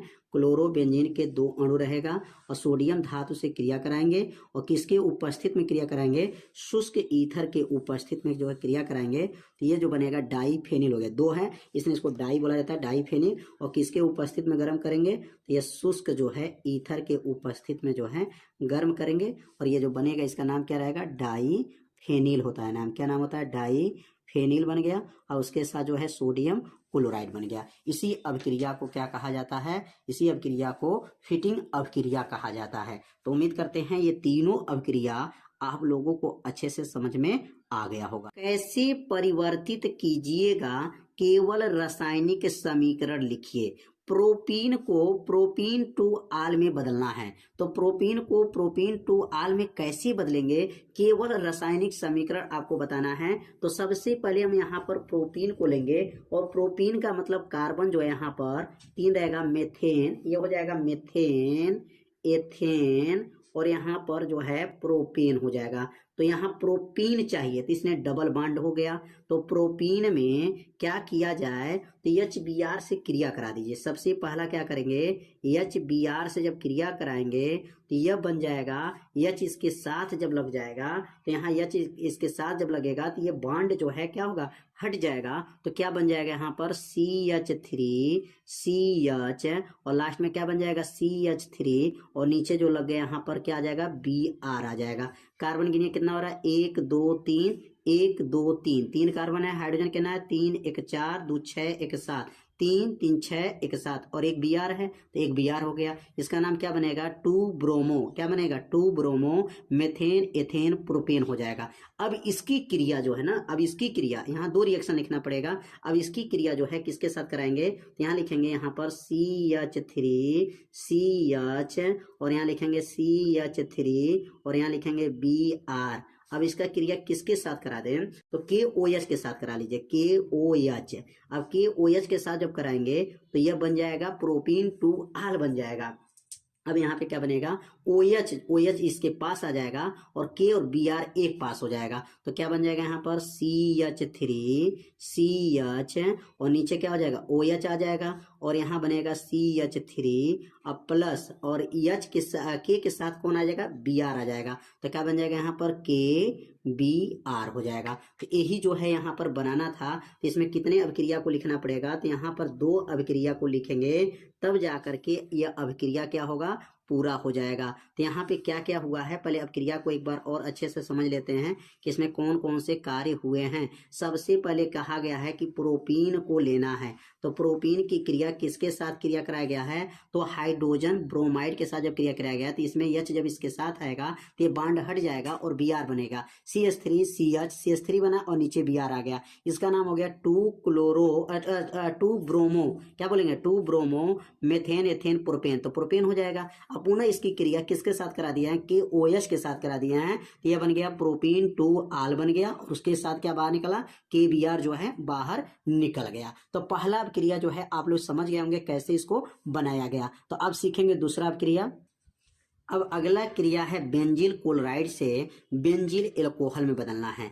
अब बेंजील क्लोराइड ले लीजिए और बेंजील एल्कोहल में बदलेंगे। तो बेंजील क्लोराइड का सूत्र क्या होता है? तो यहाँ पर जो है बेंजीन रिंग पहले बनाएंगे और बेंजीन रिंग में जब इसके ऊपर CH2 Cl को जोड़ देंगे तो यह हो गया बेंजील क्लोराइड हो गया। अब इस किसके साथ क्रिया करा दें? तो यह जो क्रिया NaOH के साथ अगर क्रिया करा दें, सोडियम हाइड्रोक्साइड के साथ जब क्रिया करा देंगे तो यह OH इसके पास चला जाएगा और Cl जो है Na के पास आ जाएगा और बन जाएगा बेंजील जो है बेंजील एल्कोहल हो जाएगा और ये बन गया बेंजील एल्कोहल। CH2OH इसके पास चला गया, यह Cl के पास जो है OH चला गया और H इसके Cl इसके पास Na के पास Cl आ जाएगा तो क्या बनेगा यहाँ पर? NaCl हो गया। कितना आसान रिएक्शन है। तो यहाँ पर जो है किसके साथ क्रिया कराया गया है? बेंजील क्लोराइड को, जब बेंजील क्लोराइड को किसके साथ? सोडियम हाइड्रोक्साइड के साथ जब क्रिया कराएंगे तो क्या बनेगा? बेंजील एल्कोहल बन जाएगा और सोडियम क्लोराइड जो है प्राप्त हो जाएगा। यह रिएक्शन आप लोग समझ गए कितना आसान रिएक्शन है। यहाँ से जो है Cl Na के पास जाएगा और वो यह जो है CH2 के पास चला गया, बन गया बेंजील एल्कोहल बन गया। तो 2 अभिक्रिया जो है आप लोग समझ गए होंगे कैसे परिवर्तित किया गया। अब सीखेंगे तीसरा अभिक्रिया क्या है। तो अब अगला अभिक्रिया फिनोल को 2,4,6 ट्राई ब्रोमो फिनोल बनाना है। तो सबसे पहले यहाँ पे हमको फिनोल को लेना है। अब ये फिनोल हो जाएगा और फिनोल को जब लेकर के जब यहाँ पर किसके साथ क्रिया कराएंगे? तो यहाँ पर ब्रोमीन जल के साथ क्रिया कराएंगे। Br2 के साथ जब क्रिया कराएंगे तो यहाँ पर क्या बनेगा? यहाँ पर बनाना है, ये तो फिनोल आपको रहना है, फिनोल का मतलब OH रहेगा। अब कहाँ कहाँ जोड़ना है? 2 पर एक Br जोड़ दीजिए, 4 पर Br जोड़ दीजिए और 4 के बाद 6 पर Br जोड़ दीजिए। ये बन गया 2 कामा, माने या पहला दूसरा तीसरा चौथा पांचवा छठवां। या जो है दूसरे नंबर पर ब्रोमो जोड़िए, चौथे नंबर पर ब्रोमो जोड़िए, छठवें नंबर पर ब्रोमो जोड़ दीजिए। इसका नाम क्या बन जाएगा? 2,4,6 ट्राई, क्या हो जाएगा? ट्राई ब्रोमो फिनोल इसका नाम हो गया। और उसके साथ क्या बनेगा? तो यहाँ 3 हाइड्रोजन, यहाँ का हाइड्रोजन, यहाँ का हाइड्रोजन, यहाँ का हाइड्रोजन, 3 हाइड्रोजन इसमें से बाहर निकल गया तो 3HBr हो जाएगा। और यहाँ Br2 2 है तो यहाँ 3 लगा देंगे तो 3 दूना 6 हो गया। 6 1 2 3 और 3 इसके आगे, यहाँ 3 है तो 6, तो दोनों पक्ष क्या हो जाएगा? संतुलित हो जाएगा। फिनोल से ट्राई ब्रोमो फिनोल बनाने के लिए ब्रोमीन जल के साथ जब क्रिया करा लेंगे तो यह 2,4,6 ट्राई ब्रोमो फिनोल बन जाएगा। तो अब अगला क्रिया समझेंगे। अगला क्रिया क्या है? तो चौथा क्रिया फिनोल से पिक्रिक अम्ल बनाना है। तो फिनोल से पिक्रिक अम्ल कैसे बनाएंगे? तो सबसे पहले यहाँ पर हमको क्या लेना पड़ेगा? सबसे पहले हमको लेना पड़ेगा फिनोल। अब ये फिनोल हो गया और यहाँ पर जब फिनोल की क्रिया किसके साथ कराएंगे, तो नाइट्रिक अम्ल के साथ क्रिया कराएंगे। किसके साथ, नाइट्रिक अम्ल के साथ क्रिया कराएंगे। यहाँ पर 3HNO3 ले लेंगे और इसके साथ जब क्रिया कराएंगे तो यहाँ पर जो है पिक्रिक अम्ल कैसे बनेगा, तो यहाँ पर जो है फिनोल तो रहेगा OH, अब इसके साथ जो है NO2 लग जाएगा। NO2 एक नंबर, दूसरे नंबर पर, चौथे नंबर पर और तीसरे नंबर पर NO2 लग जाएगा। इसी का नाम हो जाएगा 2,4,6 नाइट्रोफिनोल कहा जाता है। इसी को क्या कहते हैं, पिक्रिक अम्ल कहा जाता है। और पानी के 3 और जो इसमें से क्या आ जाएंगे, बाहर निकल जाते हैं। तो यहाँ पर फिनोल से पिक्रिक अम्ल बनाने के लिए हमको क्या लेना पड़ेगा, सबसे पहले हमको फिनोल लेना पड़ेगा और नाइट्रिक अम्ल से क्रिया कराएंगे तो यह बनेगा 2,4,6 ट्राई नाइट्रोफिनोल। इसको पिक्रिक अम्ल के नाम से जानेंगे और इसके साथ क्या बन जाएगा, जल प्राप्त हो जाता है। तो उम्मीद करते हैं फिनोल से पिक्रिक अम्ल कैसे बना आप लोगों को अच्छे से समझ में आ गया होगा। तो अब सीखेंगे अगला प्रश्न। अगला अभिक्रिया क्या है, अगला अभिक्रिया के बारे में समझेंगे अब। तो सैलिसिलिक अम्ल को फिनोल में, अब सैलिसिलिक अम्ल को फिनोल में कैसे बदलेंगे, इसको बनाने के लिए क्या करना पड़ेगा, सबसे पहले जो है सैलिसिलिक अम्ल को लेना पड़ेगा। सैलिसिलिक अम्ल का जो है सूत्र क्या बनेगा, बेंजीन रिंग रहेगा और इस बेंजीन रिंग में क्या जुड़ा रहेगा, यहाँ पर OH रहेगा और यहाँ पर COOH रहता है। इसी का नाम है सैलिसिलिक अम्ल होता है। और ये कास्टिक सोडा सोडियम हाइड्रोक्साइड के साथ जब क्रिया कराएंगे तो यहाँ पर क्या बनेगा, तो यहाँ से OH और यहाँ का H मिला करके पानी बन जाएगा, बाहर चला जाएगा, OH और H बाहर चला जाएगा, N इसके पास आ जाएगा, H के पास आ जाएगा। तो यहाँ पे क्या बनेगा, यहाँ पे जो बनेगा ये बेंजीन रिंग बन जाएगा। ऊपर क्या बनेगा, OH हो गया और COO हो जाएगा और H इसके साथ OH के साथ आ जाएगा तो ये तो पानी बन जाएगा और यहाँ बनेगा Na और बन गया यहाँ पर H2O। पहला अभिक्रिया समझ में आ गया होगा कि जब सैलिसिलिक अम्ल को कास्टिक सोडा के साथ गर्म करेंगे तो ये क्या बनेगा, इसका नाम क्या रहेगा, सोडियम। क्या नाम है यहाँ पर, इसका नाम रहेगा सोडियम सैलिसिलेट। इसका नाम है सोडियम क्या है, सैलिसिलेट, सैलिसिलेट इसका नाम है। और उसके साथ क्या बना है, जल बना है। अब पुनः यह सोडियम सैलिसिलेट को यहाँ पे लेंगे, सोडियम सैलिसिलेट को लेकर के जो है अब किसके साथ गर्म करेंगे, यहाँ OH हो जाएगा और ये बनेगा COO हो जाएगा और Na हो जाएगा। अब इसकी क्रिया जो है पुनः कास्टिक सोडा से कराएंगे, 2NaOH से पुनः क्रिया कराएंगे तो यहाँ से क्या बनेगा, तो यह बन जाएगा Na उसके पास आ जाएगा और इसमें से जो है जल बाहर निकल जाएगा। तो क्या बनेगा, यहाँ पर जो बनेगा तो यह बनेगा, यह हो जाएगा ONA हो जाएगा। इसका नाम क्या होगा, सोडियम फिनॉक्साइड बन जाएगा और क्या बनेगा, जल बन जाएगा और सोडियम कार्बोनेट बनेगा, Na2CO3 हो जाएगा, Na2CO3 बनेगा। तो यहाँ पर जो है किसके क्रिया कराएं, सोडियम सैलिसिलेट का क्रिया पुनः कास्टिक सोडा सोडियम हाइड्रोक्साइड के साथ कराए हैं तो ये बना है सोडियम फिनॉक्साइड बना है। क्या बना है, सोडियम फिनॉक्साइड बना है। और सोडियम जब फिनॉक्साइड जो बना है, सोडियम फिनॉक्साइड बनने के बाद अब यह क्रिया करेगा, सोडियम फिनॉक्साइड को पुनः क्रिया कराएंगे। अब सोडियम फिनॉक्साइड के जब क्रिया करेंगे किसके साथ क्रिया होगा, लिखेंगे आप O यहाँ पर Na, इसका नाम हो गया सोडियम फिनॉक्साइड हो गया। और यह क्रिया HCl से करा देंगे, किससे कराएंगे, HCl से, हाइड्रोक्लोरिक अम्ल से क्रिया कराएंगे तो H उसके पास चला जाएगा और Na इसके पास आ जाएगा। तो ये बनेगा आपका क्या हो जाएगा, यही बना फिनोल हो जाएगा। क्या करेंगे यहाँ पर, फिनोल, फिनोल को क्या हो जाएगा, OH हो जाएगा और प्लस जो है यहाँ पर जो है और H जो इसके पास चला गया और Na इसके पास आएगा तो क्या बनेगा, यहाँ पर NaCl हो जाएगा, सोडियम क्लोराइड बन जाएगा। तो सैलिसिलिक अम्ल से फिनोल बनाने के लिए हमको 3 रिएक्शन लिखना पड़ेगा। पहला हमको क्या लेना पड़ेगा, कास्टिक सोडा के साथ, सैलिसिलिक अम्ल कास्टिक सोडा के साथ क्रिया करेगा, सोडियम सैलिसिलेट बनेगा, सोडियम सैलिसिलेट पुनः कास्टिक सोडा के साथ क्रिया करेंगे, सोडियम फिनॉक्साइड बनेगा, सोडियम फिनॉक्साइड जो है HCl के साथ क्रिया कराएंगे तो अब जाकर के यहाँ पर क्या बना, फिनोल बना। तो उम्मीद करते हैं यह अभिक्रिया आप लोगों को अच्छे से समझ में आ गया होगा।